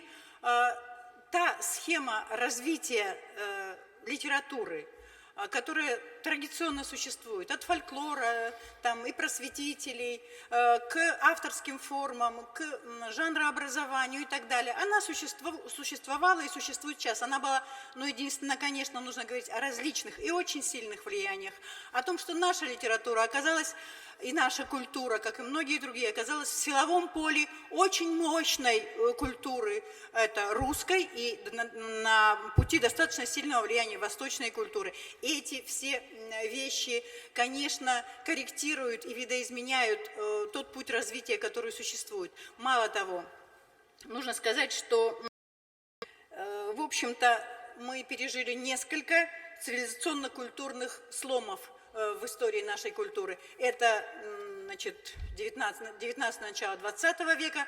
Ну, тут трудно не говорить о том, что карачаевцы и балкарцы в том числе перешли из одного социального состояния и уровня в совершенно другой, и, естественно, культурный тоже. И это переход от 20 века к 21 то же самое в социальной истории и, соответственно, в культурной истории наших народов, как и многих других. Это столкновение цивилизационное тоже происходило. Я не говорю еще и о том, что происходили трагедии и катаклизмы национального масштаба, это депортация, и общие, так сказать, государственного масштаба, это война. Все это меняет традиционную картину поступательного, скажем так, развития, классического развития литературы. Но и на сегодняшний день происходит очень интересное явление в нашей о которых я просто-напросто, ну, как бы вывела некоторые результаты и направления развития, результаты некоторых переходных процессов, некоторых маргинальных явлений и направлений в нашем современном литературном процессе. Первый результат цивилизационно-культурного разрыва в литературе на сегодняшний день, я думаю, все это заметили и не смогут отрицать. Практическое отсутствие крупных повествовательных форм в целом масштабной художественной прозы. Вероятно, в связи с тем, что эпический жанр требует объективно-реалистического, так сказать, поддержания гражданской позиции, а не только эмоционального отклика с поэзией. Пока что у нас, значит, особых напрягов нету, хотя она тоже теряет свои позиции. Ну, это достаточно сопоставлений с литературой 60-х, 70-х годов. Второй результат, как параллель и реплика к первому. Бурное развитие и жанрообразование документальной прозы. Я думаю, все это заметили. Происходило это и в балкарской, и в карачаевской литературе. Значит, в виде автобиографической, биографической, мемуарной литературы, в форме билетризованных хроник, структурированных повествований, писем и так далее. Этому есть тоже объяснение как социального, так и художественно-эстетического плана. Ну, в период депортации, как вы все понимаете, 14 лет, значит, молчания, концентрация эмоциональной жизни народа и накопление огромного количества фактов, событий, противоречивых представлений о реальности и ее переоценок, в общем-то, создали огромный конгломерат, вообще такой хаотичный, требовавший выхода и желавший быть услышанным. И вот литературный процесс, будучи прерванным в 1943 году, практически оставался на уровне 30-х годов. И как бы после реапортации, после возвращения начинался заново. А новый жизненный материал требовал иных подходов, и иных усилий, и иных горизонтов у авторов. Естественно, поэтому для осмысления всего случившегося и, вероятно, возникло такое количество и такая активизация документального жанра. Это попытка осознать реальную историю народа. Третий результат и направление. Активная переработка и использование в качестве художественной основы и структуры своих произведений эпических, мифологических, историко-героических текстов, сюжетов и героев историко-героических песен, нардского эпоса, легенд и преданий. Такое вторжение фольклорно-мифологического начала в современную литературу определялось стремлением авторов в той или иной мере отразить историческое прошлое народа в их нерасторжимой связи с сегодняшним днем, поддержать себя прошлым как бы. Ну, я не буду называть имена и фамилии, чтобы не затягивать, хотя они все как бы есть и подтверждают данную позицию. Четвертый результат и направление. Такое явление, как переход национальных авторов, пишущих на родном языке, на русский язык. Именно не билингвизм, о котором мы часто говорим, а переход. Человек писал всю жизнь на карачаевском языке или на балкарском, и вдруг начинает писать на русском. Ничего плохого в этом нет, все это замечательно и объясняется желанием не потерять аудиторию, поскольку, к сожалению, язык теряет ареал своего существования, именно литературный язык. На языке не читают, книг выходит мало, должна сказать, что, ну вот, круглая как бы. 1934 года количество изданий на карачаевском языке в национальном издательстве насчитывало 500 с лишним названий. На сегодняшний день, прошло 80 лет, насчитывает 5 названий, ну, примерно. Вот можете судить. И, естественно, писатели пытаются писать на русском, хотя часто это все не оправдывается качеством их русского языка.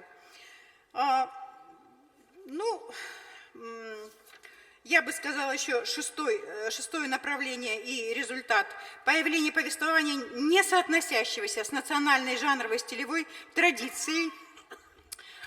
Причем, я бы хотела это особо говорить, причисление таких произведений некоторыми нашими учеными, ну, например, как они ее определяют, к модернистской литературе или к постмодернистской литературе, ну, литературоведы знают, что это такое, представляется некорректным, поскольку здесь нужно говорить скорее о несколько искусственном стремлении авторов влиться в современную европейскую традицию или стиль и перепрыгнуть волевым усилием в основной поток европейского мирового и культурного развития, то есть строить свои тексты, исходя не из внутренней логики национальной жизни и действительности и менталитета героев, а по канонам и правилам современной западной и некоторой части литературы, принятым в качестве некой художественной матрицы. Этот процесс достаточно давно и очень хорошо проанализировал и описал замечательный филолог, культуролог, ученый наш Георгий Дмитриевич Гачев в своей книге «Ускоренное развитие литературы». Ну и седьмое, условно. Все это очень коротко, очень схематизировано, но тем не менее. Седьмое. Условно можно обозначить этот литературный феномен последних лет, я его называю одописью, поскольку что происходит? Это такая жанровая форма, которая является неким панегирическим, по сути, восхвалением конкретного реально существующего человека, известного в национальном сообществе, известной личности, реально существующей, с гипертрофированным описанием его достоинств и достижений.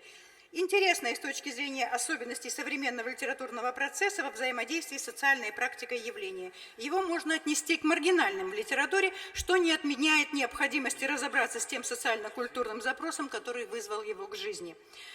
Все сказанное важно для проблемного соотнесения понятий национальная литература, искусство слова, социальность и художественность.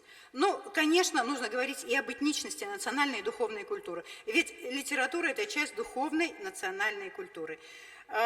Ну, и нужно сказать о том, что часто раздаются такие, что некоторую часть нашей истории литературы и литературные факты, и некоторые литературные персоналии, поскольку они выражали иную идеологическую позицию, чем которую мы, так сказать, проповедуем сейчас, стояли на иных позициях, так сказать, социальных, нужно исключить из истории литературы, они в ней не должны присутствовать.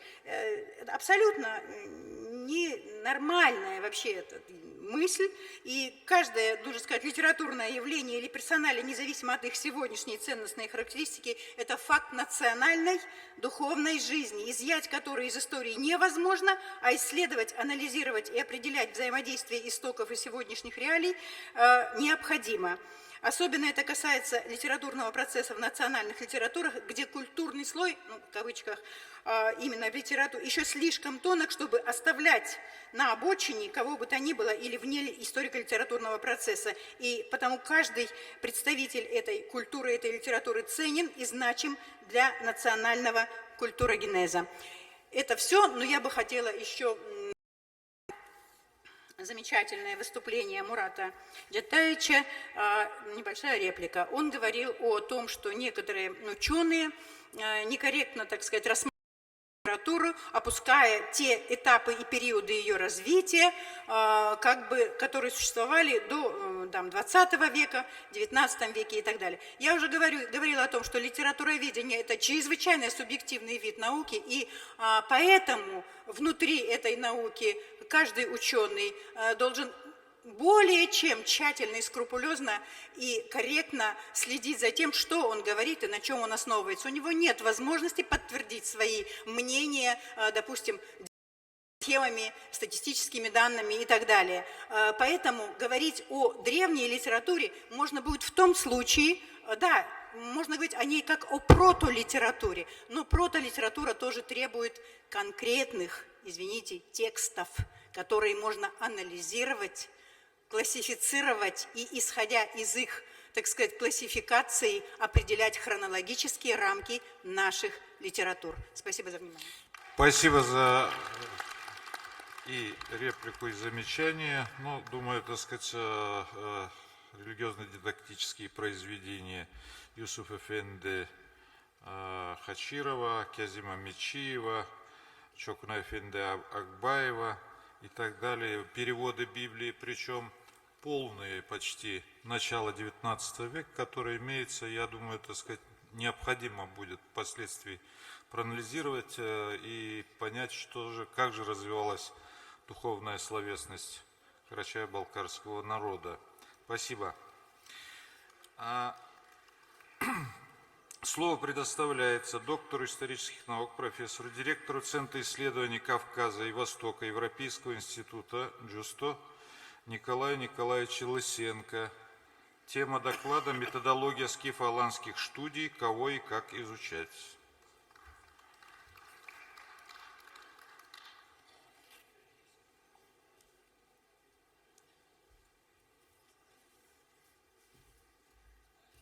Уважаемые коллеги, нет, говорят, большего редактора, более строгого, чем сам.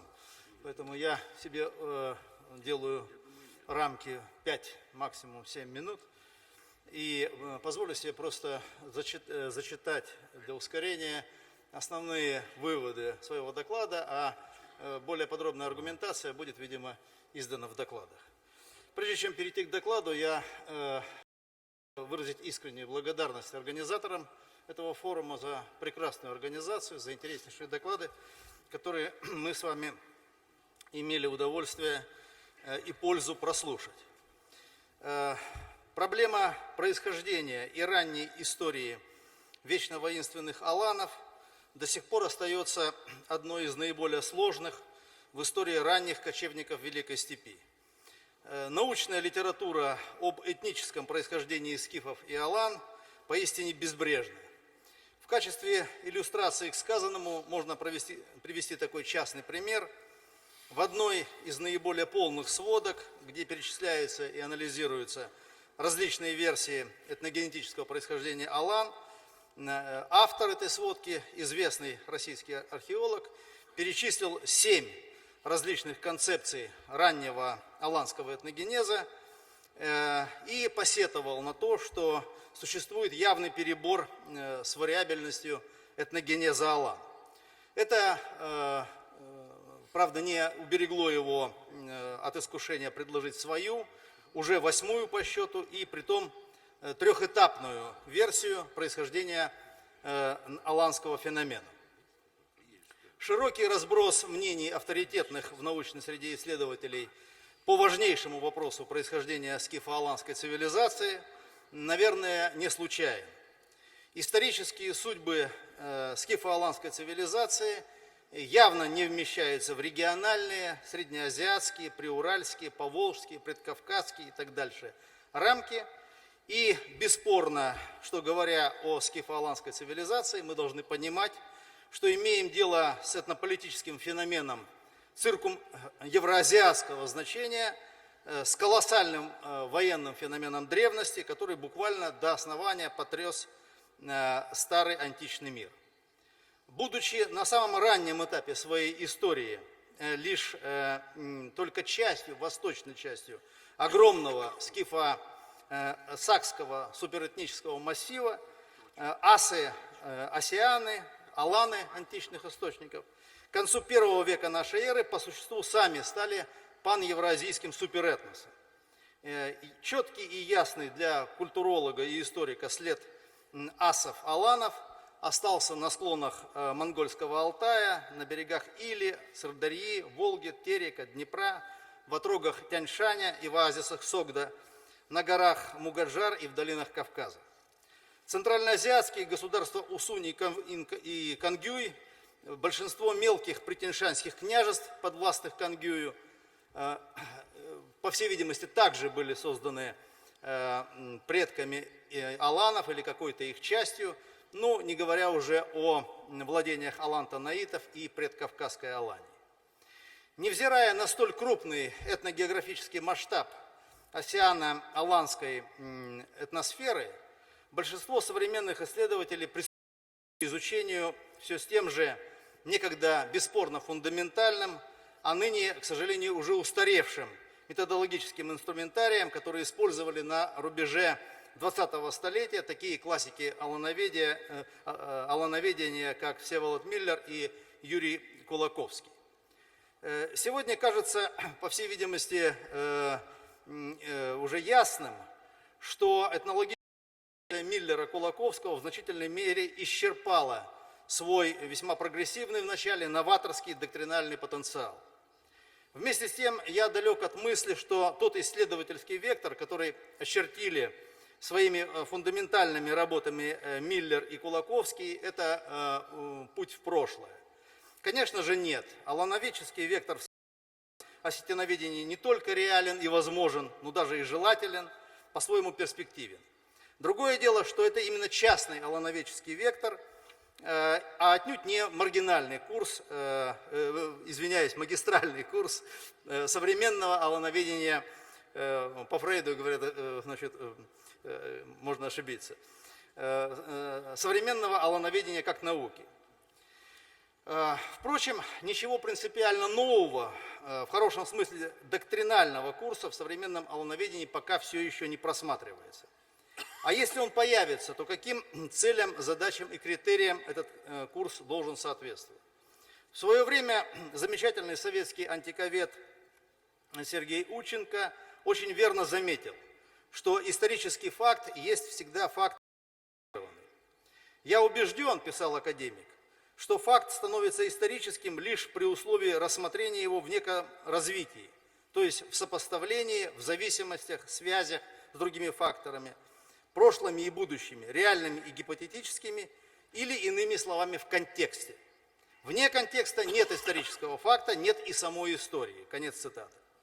Таким образом, если прислушаться к совету академика Ученко, исторические факты, связанные с феноменом скифо-аланской цивилизации, коих накопилось за 1,5 столетия очень немало, правильно и перспективно изучать в каком-то контексте. Но в каком? Мне уже приходилось как-то писать о том, что состояние отечественной и зарубежной историографии по аланской проблеме зачастую напоминает известную притчу о складе с драгоценностями, которая начинает сверкать именно с того угла, к которому подносят фонарь.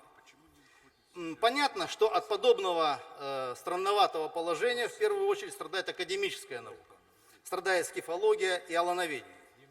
Но разве приобретают что-либо реальное в свой интеллектуальный и этнокультурный багаж конкретные народы, тщетно пытающиеся на своем сравнительно узком региональном плацдарме разместить поистине эпохальное геополитическое явление, в конструкции и событиях которого принимали участие многие десятки народов древности?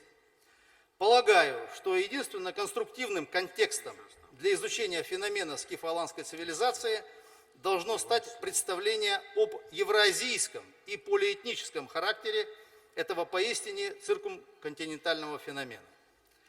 Проблему скифо-аланской цивилизации при сегодняшнем уровне научных представлений о ней не противоречиво и не конфликтно, а значит целесообразно изучать в контексте представления о полиэтничности этого уникального феномена. Этот контекст изучения позволит нам правильно оценить действительно глобальный масштаб явления, а также даст бесспорно позитивную методологию для научной мысли.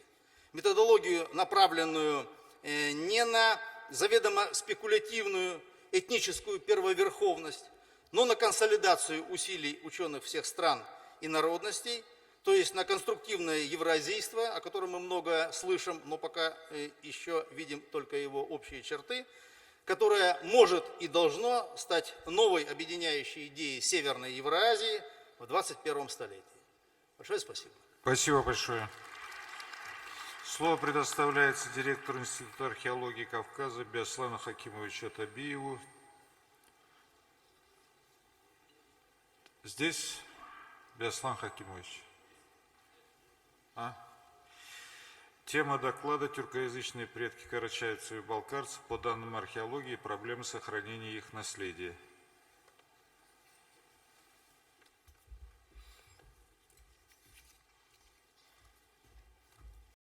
Буду совсем краток.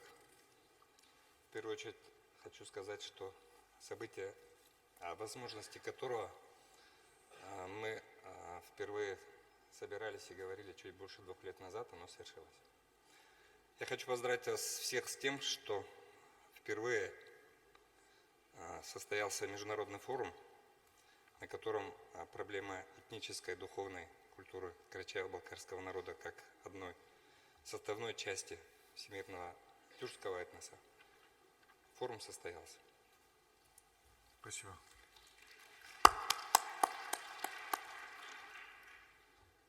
Вопросы, которые я собирался осветить в своем выступлении, они достаточно сложные, требующие акцентированного внимания. Поэтому с учетом общего состояния аудитории, насколько я понимаю, остались только самые истинные тюрки. Независимо от того, что было записано ранее в ваших паспортах. Поэтому я приветствую вас, всех самых истинных, твердых, настойчивых. Спасибо вам. Я хотел рассказать об особенностях погребального обряда, как одной из наиболее, в наименьшей степени подверженных влиянию тех или иных политических или иных событий. Но, повторюсь, тема крайне сложная, тема крайне интересная. Единственное, что в сложившейся данной ситуации, с учетом времени, я хочу сказать, никто не сможет отнять у нас главного. Независимо от того, в какой костюм мы одеты, какая ширина скуловой части, какая кожа у нас на руках, никто не сможет отнять у нас главного. Это значительного тюркского, кочевнического влияния в нашем с вами этногенезе. Погребальный обряд, несмотря на то, что он один из наименее подверженных всевозможным влияниям, он тоже менялся. Это прослеживается на основании тех археологических материалов, которыми мы располагаем на сегодняшний день. Материалы значительные, материалы, которыми мы сегодня располагаем, они могут внести серьезное изменение на угол атаки с позиции сложившихся традиционных представлений о том, как происходили те или иные процессы на Северном Кавказе. Я имею право так говорить, поскольку только археологическими экспедициями Института археологии Кавказа, которые я возглавлял на протяжении ряда лет, в общей сложности на сегодня исследовано более 3500 погребений, хронологический диапазон которых охватывает период с 5-го тысячелетия до Рождества Христова до 17 века нашей эры. Причем исследованиями были охвачены не только какие-то отдельно взятые локальные районы, исследования прошли в степной, предгорной, среднегорной и высокогорной зоне Центрального Предкавказья. В основном это Кабардино-Балкария. Какая-то часть исследований проводилась на территории Ставропольского края, в районе Кисловодска, Ессентуков, Железноводска, Пятигорска. Материал потрясающий по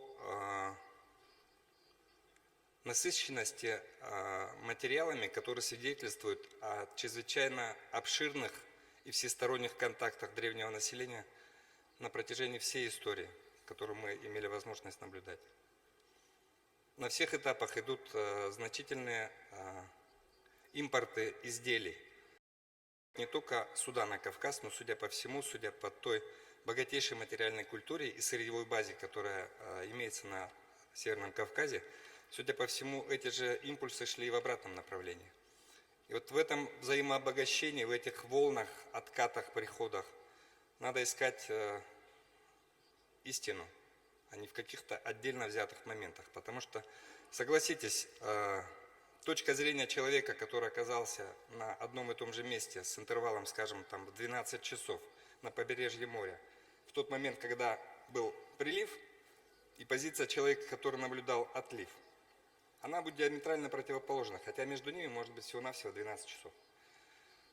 И мы должны учитывать тот фактор, что когда мы говорим о тех или иных волнах, допустим, тюркской миграции или вообще о миграции, какой этап этого процесса, какую волну, отливную или приливную, мы застали в тот или иной момент. Это, на мой взгляд, это крайне важный фактор. И те доклады, которые мы сегодня прослушали здесь, в первую очередь доклады, которые касаются дерматоглифтики и генетики, на мой взгляд, они с течением времени должны будут играть, и они уже играют значительную роль в внесении ясности в вопросы этнического происхождения, этнического взаимообогащения, в том числе карачаево-балкарцев, как составной части не только тюркского народа, но нашего великого многонационального государства. Потому что невозможно отделить один этнос от другого. Мы видим, насколько взаимосвязаны были эти процессы не только сейчас, когда, казалось бы, мы пользуемся самолетами, автотранспортом, морским транспортом, железнодорожным скоростным транспортом, но и в древности. И мы видим, что на тех материалах, которые нам доступны, мы видим, что эти процессы были повсеместными и достаточно обширными. Это только одна сторона вопроса. То, что касается погребений, погребальной обрядности, погребального инвентаря и так далее. Не менее важен другой аспект. Это поселения, это бытовые памятники, это поселение и так называемое традиционное жилищное домостроительство. Если бы постарался достаточно полно раскрыть те элементы в традиционном домостроительстве, которое никоим образом нельзя рассматривать как какой-то одномоментный сложный процесс, который характеризует эволюцию жилища карачаевцев и балкарцев. В первую очередь, это постепенная трансформация, постепенный переход от юрты, несмотря на то, что даже по данным генетики мы все-таки европеоиды, мы кавказцы, но тем не менее в традиционном домостроительстве карачаевцев и балкарцев отчетливо прослеживается постепенная трансформация от круглопланового жилища, несмотря на то, что по материалу это уже не войлок, это уже не каркас, обтянутый кожей, либо другими материалами, а это долговечное стационарное жилище, прослеживается эволюция трансформации вот этого жилища от круглого к подквадратному, со временем к квадратному прямоугольному. Это тоже имеет свое объяснение, это тоже имеет свою специфику, и это тоже объясняется определенными закономерностями исторического и психологического, в том числе, плана, потому что нам с вами, горным кочевникам, тяжело было сразу строить квадратное жилище, тем более в камне. И что не менее интересно, несмотря на то, что, допустим, балкарские жилища имеют толщину стен до 3,5 метров, а мы в свое время провели огромную работу по изучению покинутых, к сожалению, сегодня балкарских жилищ, а это более 79 точек на карте только Кабардино-Балкарии, при их изучении выявилась интересная закономерность, что несущую функцию эти мощные, выполненные в технике циклопической кладки жилища, стены этих жилищ несущие функции не исполняли. Вся тяжесть ложилась на опорные столбы. И если поднять сегодня терминологию балкарцев, карачаевцев, связанную опять же с традиционным домостроительством, то выясняется, что значительный пласт этой терминологии опять же связан с кочевым степным миром. Чего стоит хотя бы тот факт, что опорный столб, он и у нас, и у народов Средней Азии называется орта-багана. Орта-багана, то есть опорный шест. Почему у нас опор много, у нас балок много, тем не менее опорный столб, он называется орта-багана. То же самое касается остальной терминологии, связанной с традиционным домостроительством. Несмотря на коренное отличие, казалось бы, здесь легкая переносная юрта, здесь мощное фортификационное сооружение, которое дом крепости. Но это уже отдельные частности. Я надеюсь, что в ходе наших секционных заседаний у меня будет возможность еще об этом рассказать. Два слова буквально о тех проблемах, которые мы сегодня испытываем в связи с неимоверной нагрузкой на наше культурное наследие, в том числе материальное, которое связано с теми процессами, которые проходят в целом. Это, наверное, общецивилизационные процессы, но в то же время не совсем так. За последние годы наблюдается резкий рост уничтожения объектов культурного наследия. Такого не наблюдалось никогда. Даже в те периоды, когда наши территории подвергались вторжению, казалось бы, варваров, тем не менее, такого не было никогда. Только на территории Кабардино-Балкарии за последние 3 года уничтожено более 400, это то, что удалось установить, курганных насыпей. При этом это не какие-то там рядовые погребения, высота насыпи которых достигала, там, скажем, 30-40 сантиметров, которые ежегодно распахиваются. Нет. Это курганы, которые по своей значимости могут быть отнесены только к царским, потому что высота их насыпей от 5 и более метров. Это многочисленные городища. И что самое обидное, это те самые 79 населенных пунктов, в которых еще до 1944 года проживали наши с вами отцы.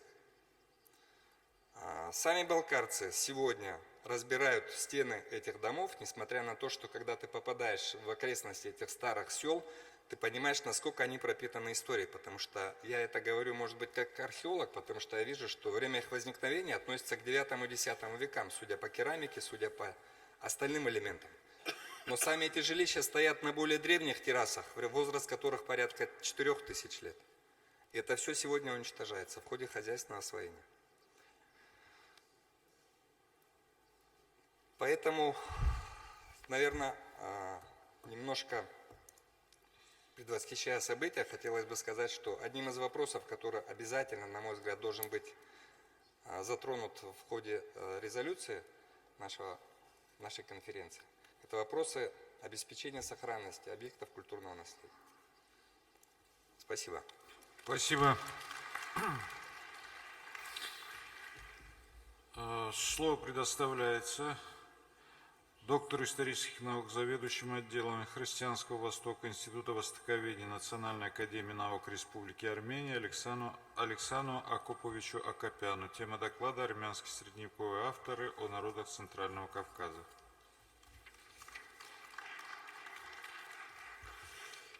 Уважаемые коллеги, будучи источниковедом-кадикологом, я постараюсь в своем обзорном докладе вкратце охарактеризовать состояние изученности раннесредневековых армянских источников, содержащих свидетельства о тюркоязычных народах Северного Кавказа. В большинстве своем это хорошо известные и весьма высоко оцененные еще в работах классических востоковедов, кавказоведов и тюркологов многожанровые памятники. средневековой армянской литературы. Начиная с V века, после изобретения в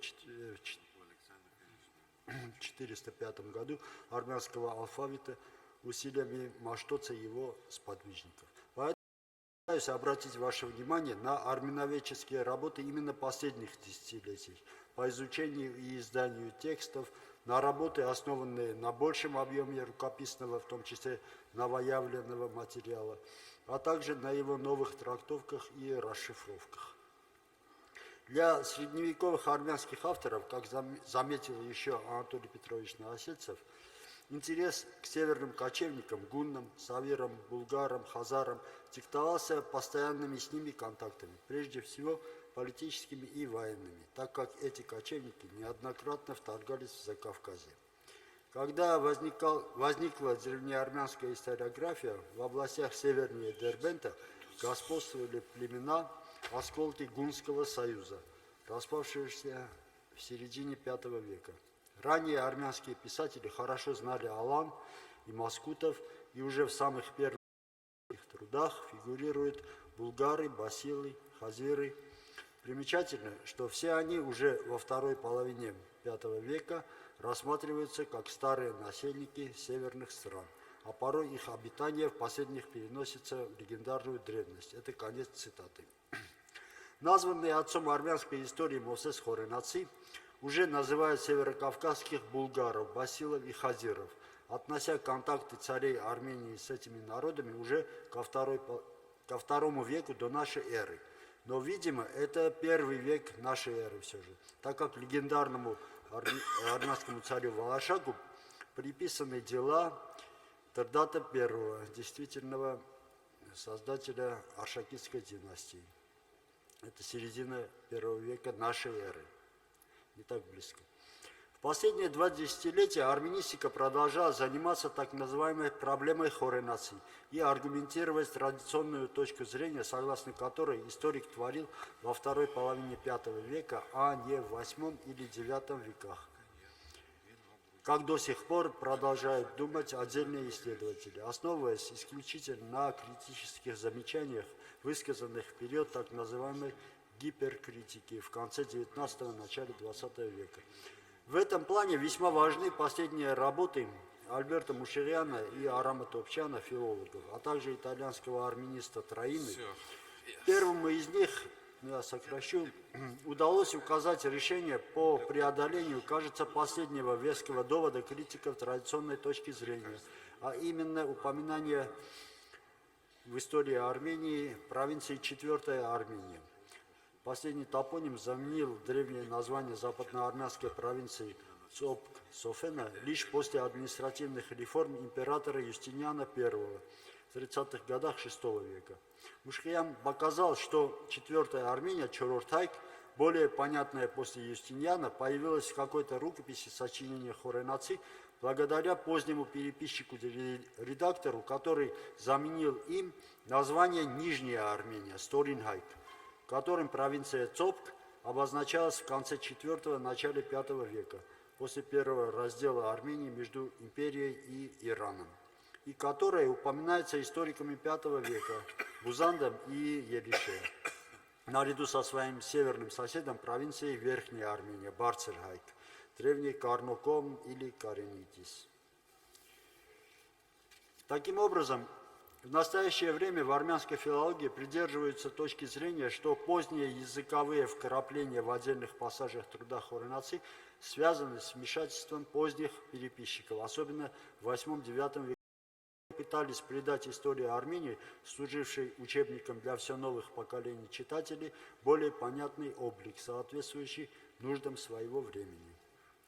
Историк Елише в 460-х годах написал свой знаменитый труд, где подробно описывается большое двухлетнее восстание закавказских народов, армян, албанцев. Под этим этнонимом следует понимать метаэтническую общность лезгиноязычных племенных этносов и в меньшей степени иверов грузин, против сасанидского шаханшаха Ездигерда II, который в 450 году вознамерился навязать этим народам зороастризм вместо успевшей уже стать чертой национальной самоидентификации христианской веры.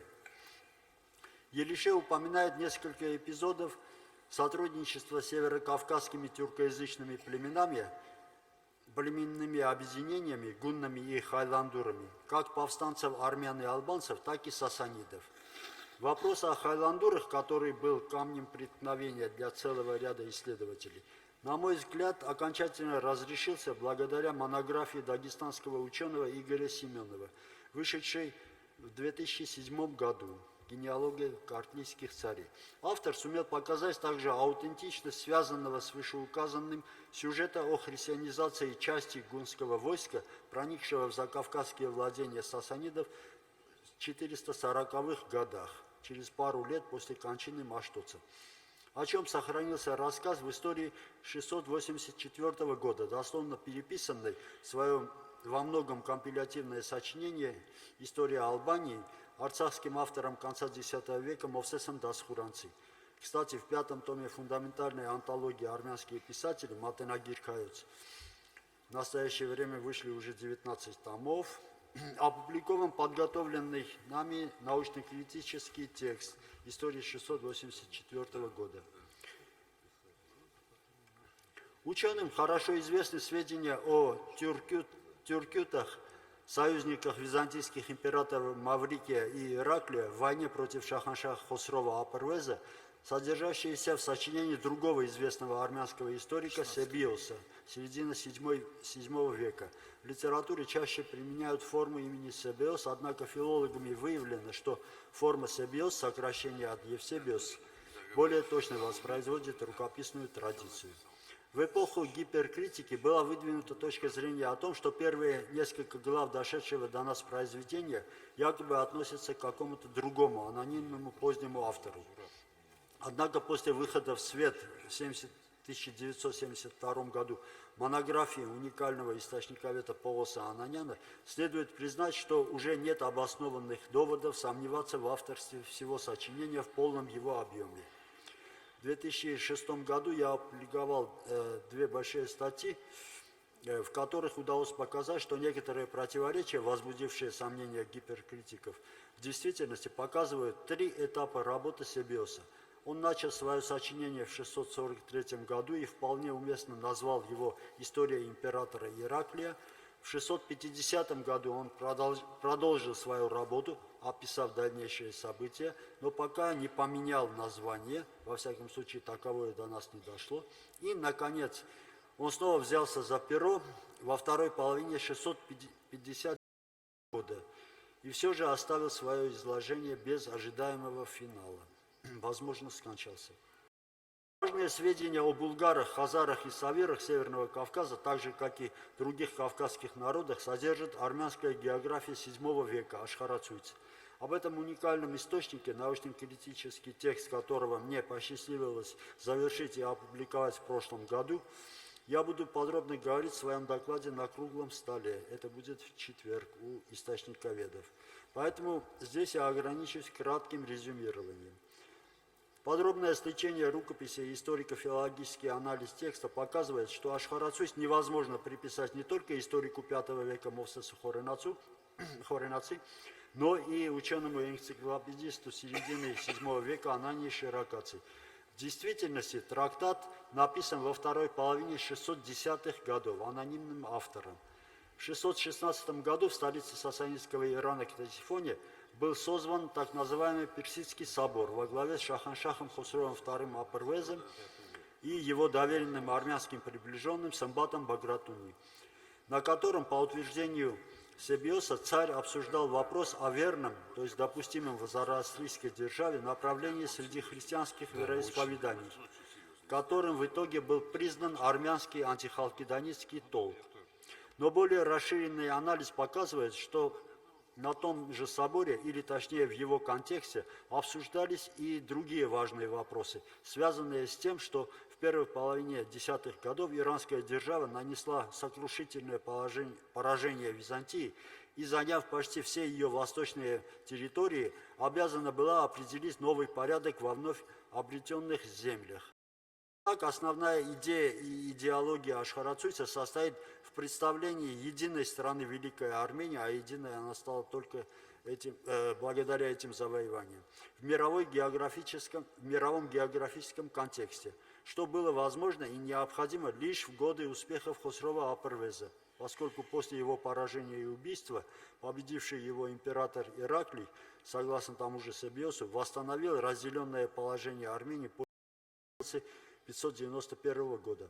Но если учесть, что на Персидский собор армянская делегация везла с собой и нужную литературу, упоминается в частности книга Агафангела о просвещении Армении, то можно с большой долей уверенности допустить, что Ашхарацуйт создавался именно в качестве справочного пособия для той же делегации, а тиражировался трактат уже после возвращения этой делегации на родину. Добавим, что еще Керопи Патканян в 1870-х годах показывал, что изложение Ашхарацуйца не могло иметь места после 618 года, поскольку в этом году, согласно свидетельствам летописца Себиоса, Езнака и строительной надписи Комитаса, был воздвигнут храм святой Рипсиме в Валашапате, вместо которого весьма информированный наш автор-биограф упоминает всего лишь часовенку святой мученицы. На этом основании уже академик Еремян датировал появление Ашхарацуйца самым началом VII века, правда, до 609 года, когда армянский католикос предал анафеме примкнувшие к имперскому халкиданству Иверскую и Албанскую церкви и запретил своей пастве посещать их святыни, в том числе и Мцхету, которую армянский географ описывает в весьма положительном свете. Однако в настоящее время последняя точка зрения может быть отклонена, поскольку очевидно, что после Персидского собора обе названные церкви были вынуждены временно отойти от халкиданства до победы Ираклия через 10-12 лет, о чем сохранились свидетельства у авторов X века Анании Мокаци и Арсена Сапарели, также в древнегрузинской версии трактата Антиоха Стратика. Уже заканчиваю. Очень много сведений о хазарах и об арабско-хазарских войнах имеется у историка конца VIII века Левонда Вардапета. До последних лет ученые пользовались изданием истории, точнее историографии Левонда, изданного в Петербурге в 1887 году и основанного на единственной рукописи XIV века. Но в 2007 году в 6-том томе вышеназванной антологии «Армянские писатели» вышел долгожданный новый научно-критический текст, автор которого, заведующий рукописным фондом Ереванского Матенадарана Тер Варданян, еще 6 оригинальных списков. Очень важное сведение о северокавказских тюркоязычных народах содержится в истории Албании автора X века Мовсеса Дасхуранци, который, как видно из анализа его знаний о топонимии, вероятнее всего происходил из центрального Арцаха, из села Дасхуран, согласно Махитару Гошу и его ученику Вандакану Вардапету, авторы конца XII – начала XIII веков.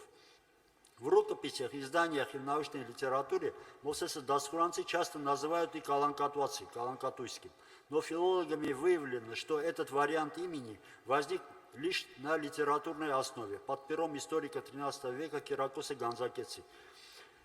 Последний, проявив инициативу и поправив своего учителя Вандакана, заметил, что в одной из глав второй книги памятника автор выступает от первого лица и называет себя из села Каланкатуйк в армянской провинции Утик. Но давно уже известно, что в этом месте Дасхуранци дословно переписал некий источник VII века, а точнее изложенный между 630 и 32 годами источник, который принято на католикоса Вероя анонима Каланкатваци. Он так и издан нами в 2005 году.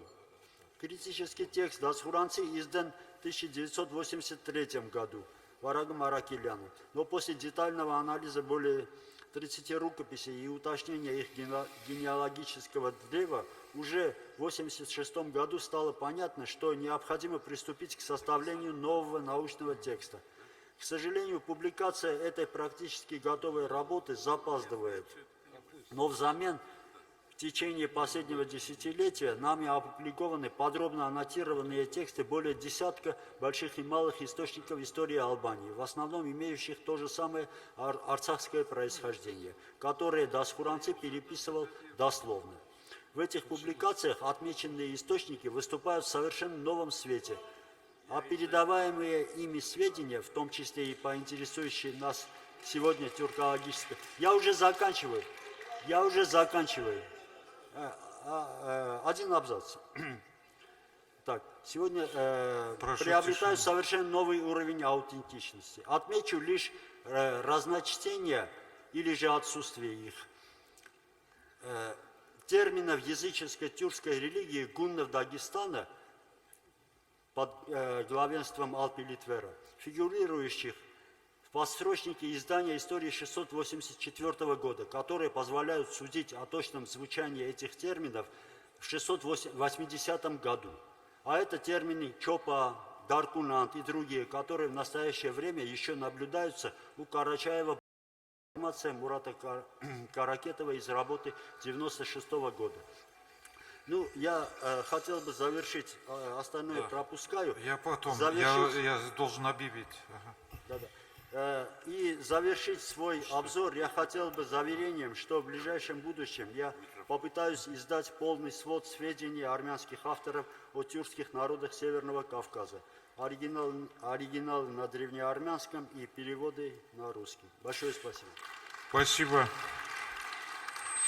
Слово предоставляется старшему научному сотруднику отдела археологических фондов Краснодарского государственного историко-археологического музея-заповедника имени Фелицына Юрию Викторовичу Зеленскому. Он выступит с темой «Роль кипчаков в этногенезе карачаево-балкарского народа».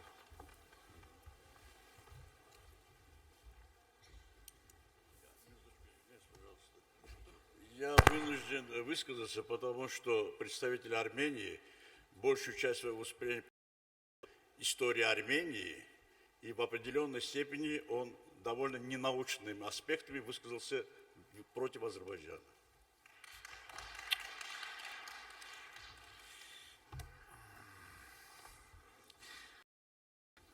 В разное время возникал интерес у исследователей, касающийся вклада различных народов, в том числе тюркоязычных, в этногенез карачаево-балкарского народа. И среди этих вопросов поднимался вопрос о вкладе в этот этногенез кипчаков. В 20-х, 30-х годах неоднократно исследователи обращались к этой теме. Ну и во время такой известной конференции, научной сессии по происхождению балкарского и карачаевского народов в Нальчике в 1959 году, во многих докладах говорилось о вкладе кипчаков в этногенез данных народов, особенно в их язык, так сказать, или лингвистические элементы рассматривались этого процесса. Ну и до настоящего времени постоянно идут такие рассмотрения этой проблемы. Я все их рассматривать, конечно, не буду, так как времени просто нет. И не хотелось бы останавливаться сейчас на различных дискуссионных вопросах. На круглом столе, если будет возможность такая, я выскажусь более подробно. Хотелось бы просто сказать несколько слов, прежде всего о том, когда, собственно говоря, кипчаки могли проникнуть в горные районы Северного Кавказа. Ну, прежде всего, в XI веке этого не могло произойти совершенно, потому что в этот период вообще трудно говорить о мгновении. А в начале XII века, во время переселения кипчаков во главе с Атраком в Грузию, этого тоже не могло происходить.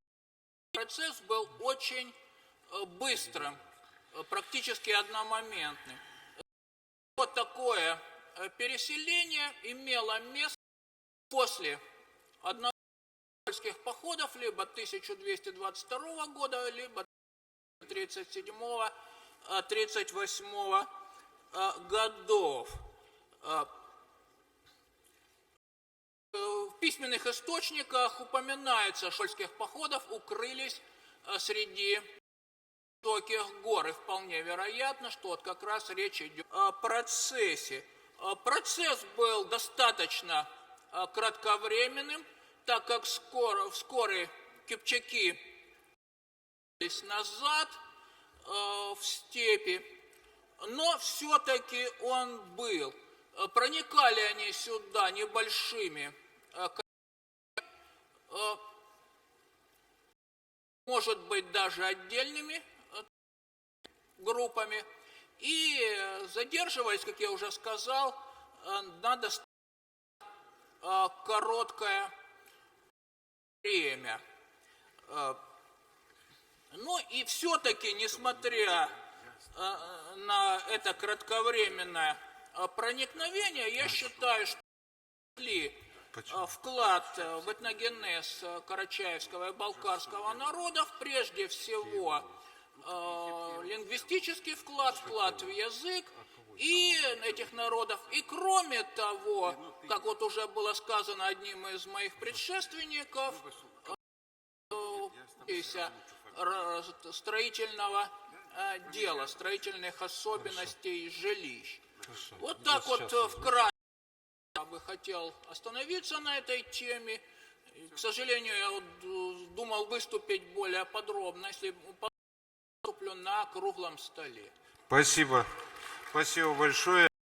Уважаемые коллеги, у нас официальное количество выступающих.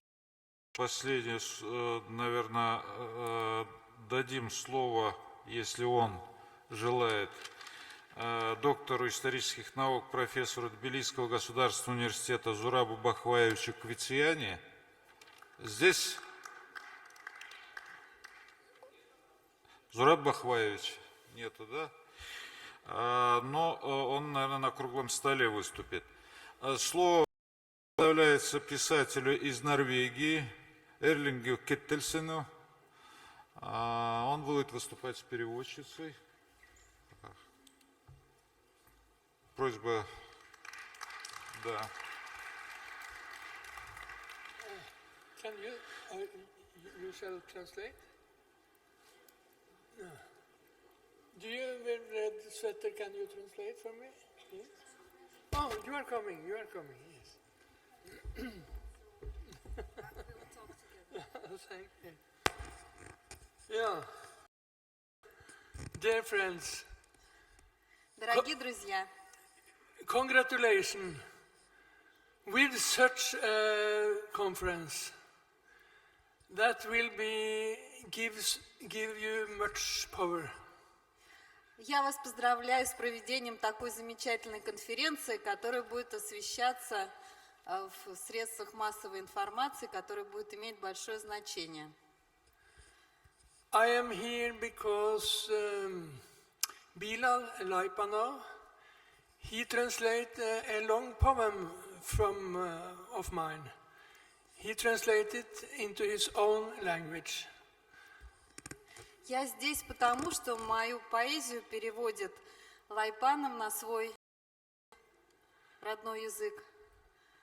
And after I was invited to Nalshik, and I met Abdullah И после Begi, того, как моя поэзия была переведена, меня пригласили в город Нальчик, и я познакомился с другими представителями балкарского, Карачаева, балкарского народа. and other beautiful people. И я знаю, что это прекрасный народ. And we talk also about Nart epos, because I know it from before and I know about the Alans. И я как раз мы как раз очень много обсуждали проблемы нарского эпоса. Я уже был с ним знаком, и я серьезно и более углубленно стал изучать его в настоящий момент. And I had for a long time a feeling that just Nart epos and just the Alans have some keys about also the North mythology. Мне всегда казалось, что именно в аланском, в нарском эпосе спрятаны ключи для изучения мифологии северных стран, скандинавских стран. And when I saw, come there, really come to Nalsik and the place, then I have more possibility to go deeper into it, and that I try to do now, and I will talk to you 26 about some links between Edda and Nart Epos. И именно поэтому я решил приехать в Нальчик, глубже изучить и познакомиться в больших деталях с эпосом, нарским эпосом. И я действительно сделал много открытий во время моего пребывания в Нальчике, и я подробно об этом буду говорить на круглом столе. И я вам просто представлю параллели между эпосом нардским и эпосом скандинавским, Эдной. And I am proud that I know Bilal, Abdullah, and that I meet all of you. И я очень горжусь и счастлив, что я встретился и познакомился с Абдуллой, Билой и со всеми вами. Thank you very much. Большое спасибо. Спасибо. Thank you very much. Спасибо. Уважаемые коллеги, профессор, доктор филологических наук, декан факультета крымско-татарской и восточной филологии Таврического национального университета имени Вернадского Меметов Айдер Меметович здесь. Да, просит слово.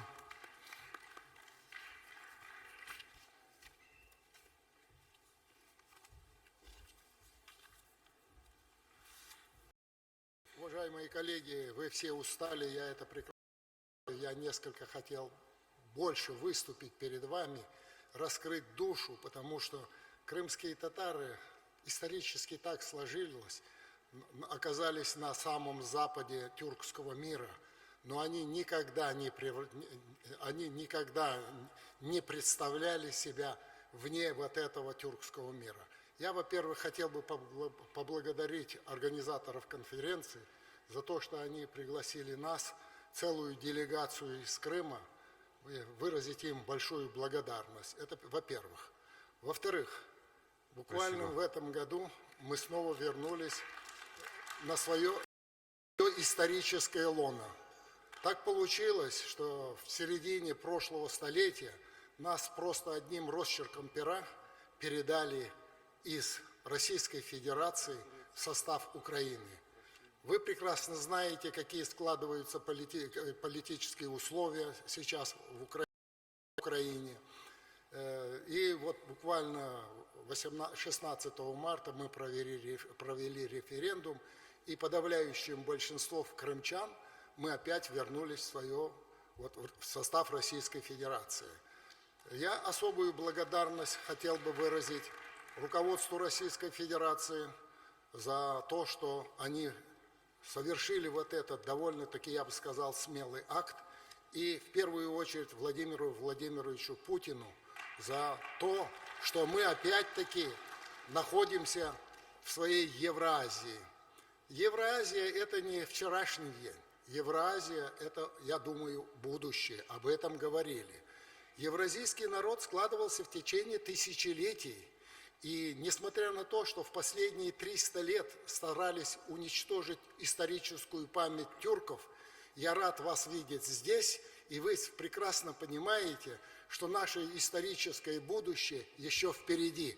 Вот именно в составе Евразийского континента.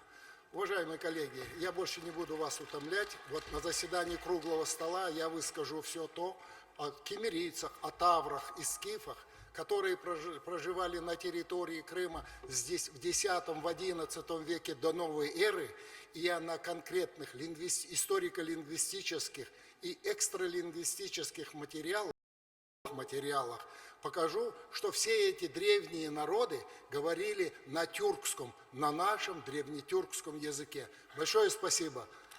До встречи за круглым столом. Спасибо большое. Уважаемые коллеги, у нас заканчивается первое пленарное заседание. У нас есть берет слово Владимир Александрович Захаров. У него приятная миссия. Салам алейкум, дорогие друзья, дорогие коллеги, дорогие участники этой конференции. Прошу прощения, директор Института политических и социальных исследований Черноморско-Каспийского региона. Я хочу выполнить такую миссию, хочу вручить медали от имени Российского Лермонтовского комитета. Медаль, которую мы выпускали, я сопредседатель этого Российского Лермонтовского комитета, мы выпускали медаль, посвященную великому балканскому поэту Казимиру. 150 лет в честь 150-летия со дня его рождения. И я прошу Байрамукову Фатиму Ибрагимовну. Не ушла она, нет? Ушла. Она вообще здесь... Да, она здесь, она вот, я видел. Да. Да. Александра Фатима Ибрагимовна. Александра Копян. Она вот подходит. Хорошо, пусть вот как раз, да. Александра Копян. Александр.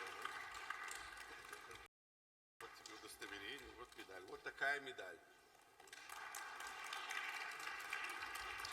И медалью за мир и гуманизм на Кавказе, здесь на ее лицевой стороне изображен портрет Лермонтова. Почему мы сделали так? Дело в том, что Лермонтов воевал на Кавказе. Он жил здесь на Кавказе, он был в ссылках. И, понимаете, когда слишком много лет, Фатима, разрешите, пожалуйста. Всего доброго, спасибо вам. Вот.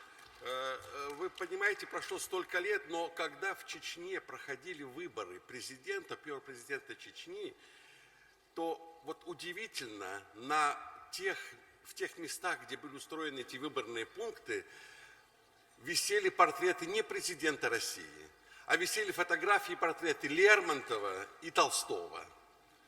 Понимаете, вот их отношение к кавказцам, горцам, или как тогда называли общим словом черкесам, было настолько выдающееся. Лермонтов нигде, ни разу не сказал плохого ни о ком из горцев. Он только показывал их доблесть, их честность, их стремление к чистоте отношений. Ну, вы все это знаете. В этом году исполняется 200 лет со дня рождения Лермонтова. И эта дата отмечалась у нас в России практически везде, во всех местах. И вот этой медалью я награждаю, я вручаю ее Битарову Тамару Шамсудиновну. Тамара где-то здесь была. Тамара Шамсудиновна. Ушла. Нет, она здесь, вон сидит. Зураб Джотович, вас.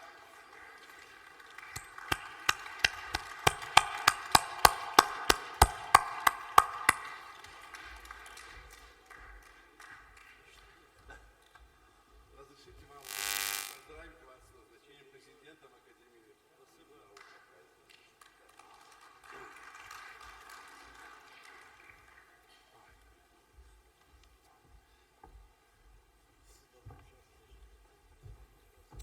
Разрешите вас поздравить, Тамара? Спасибо вам. Да. Дорогой наш ведущий Мурат Джадгин, будьте любезны, если вам не трудно.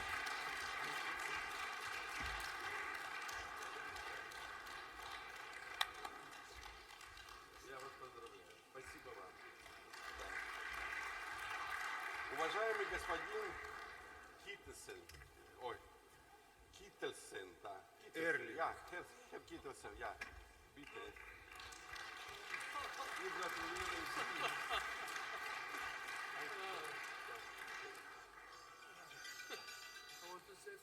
Да, Люда. Закончили мы. I want to say 4 lines in Norwegian.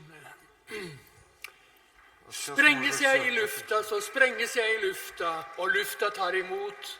I morgen er jeg rein. Sperres jeg bak gitter, så sperres jeg bak gitter, og vegger tar imot.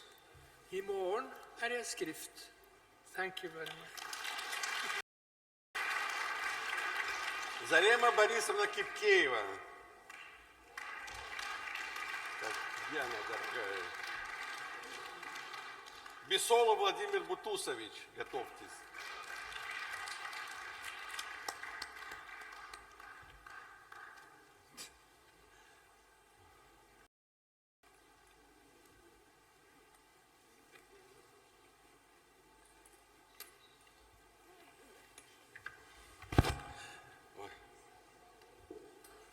Дорогая Зарема, я вас поздравляю. Спасибо вам.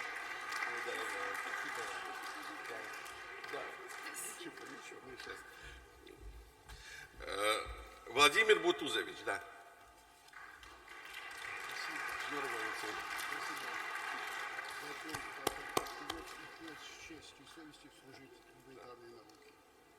Спасибо вам. Да. Снимай. Спасибо. Да. Билал Лайпанов.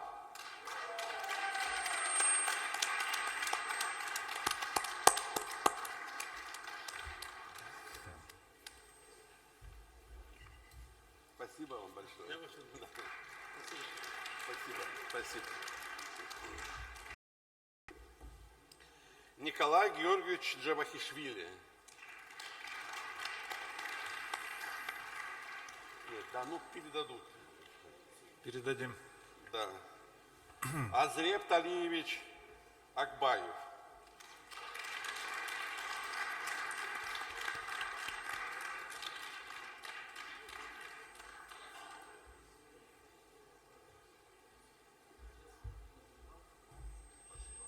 Спасибо вам. Спасибо вам.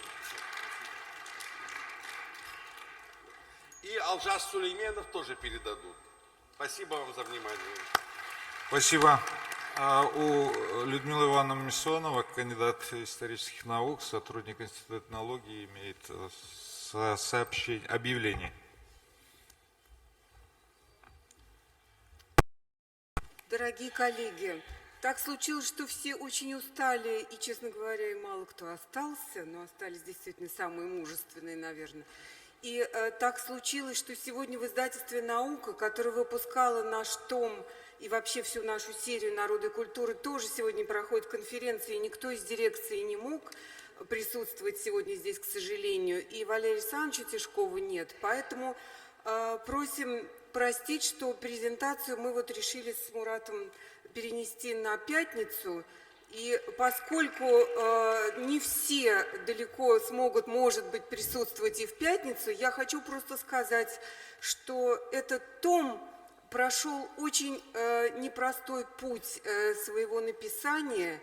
И если бы не возглавлял эту работу Мурат Джадаевич, этого тома не существовало бы. И как куратор серии я просто совершенно, точно вам говорю, что этот том – это создание его рук, его души, его сердца, его ума.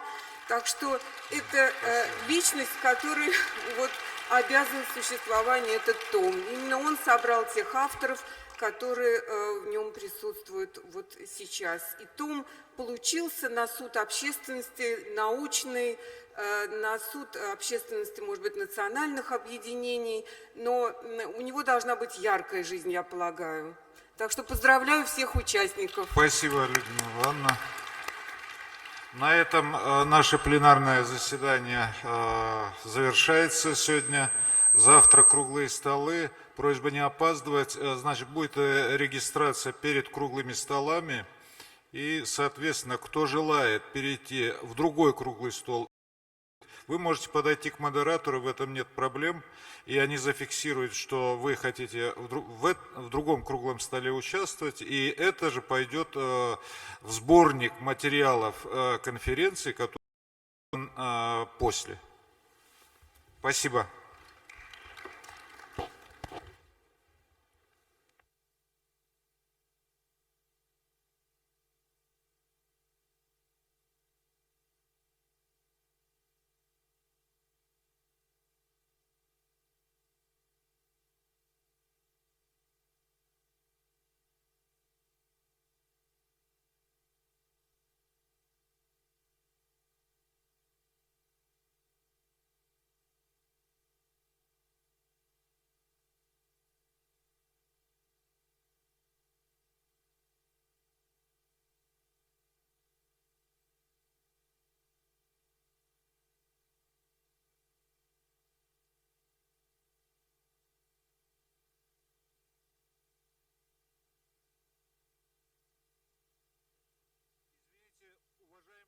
Коллеги,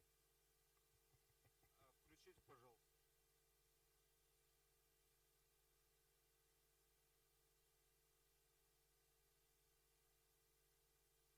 Уважаемые коллеги.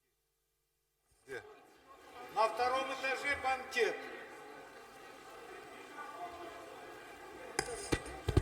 На втором этаже банкет для участников.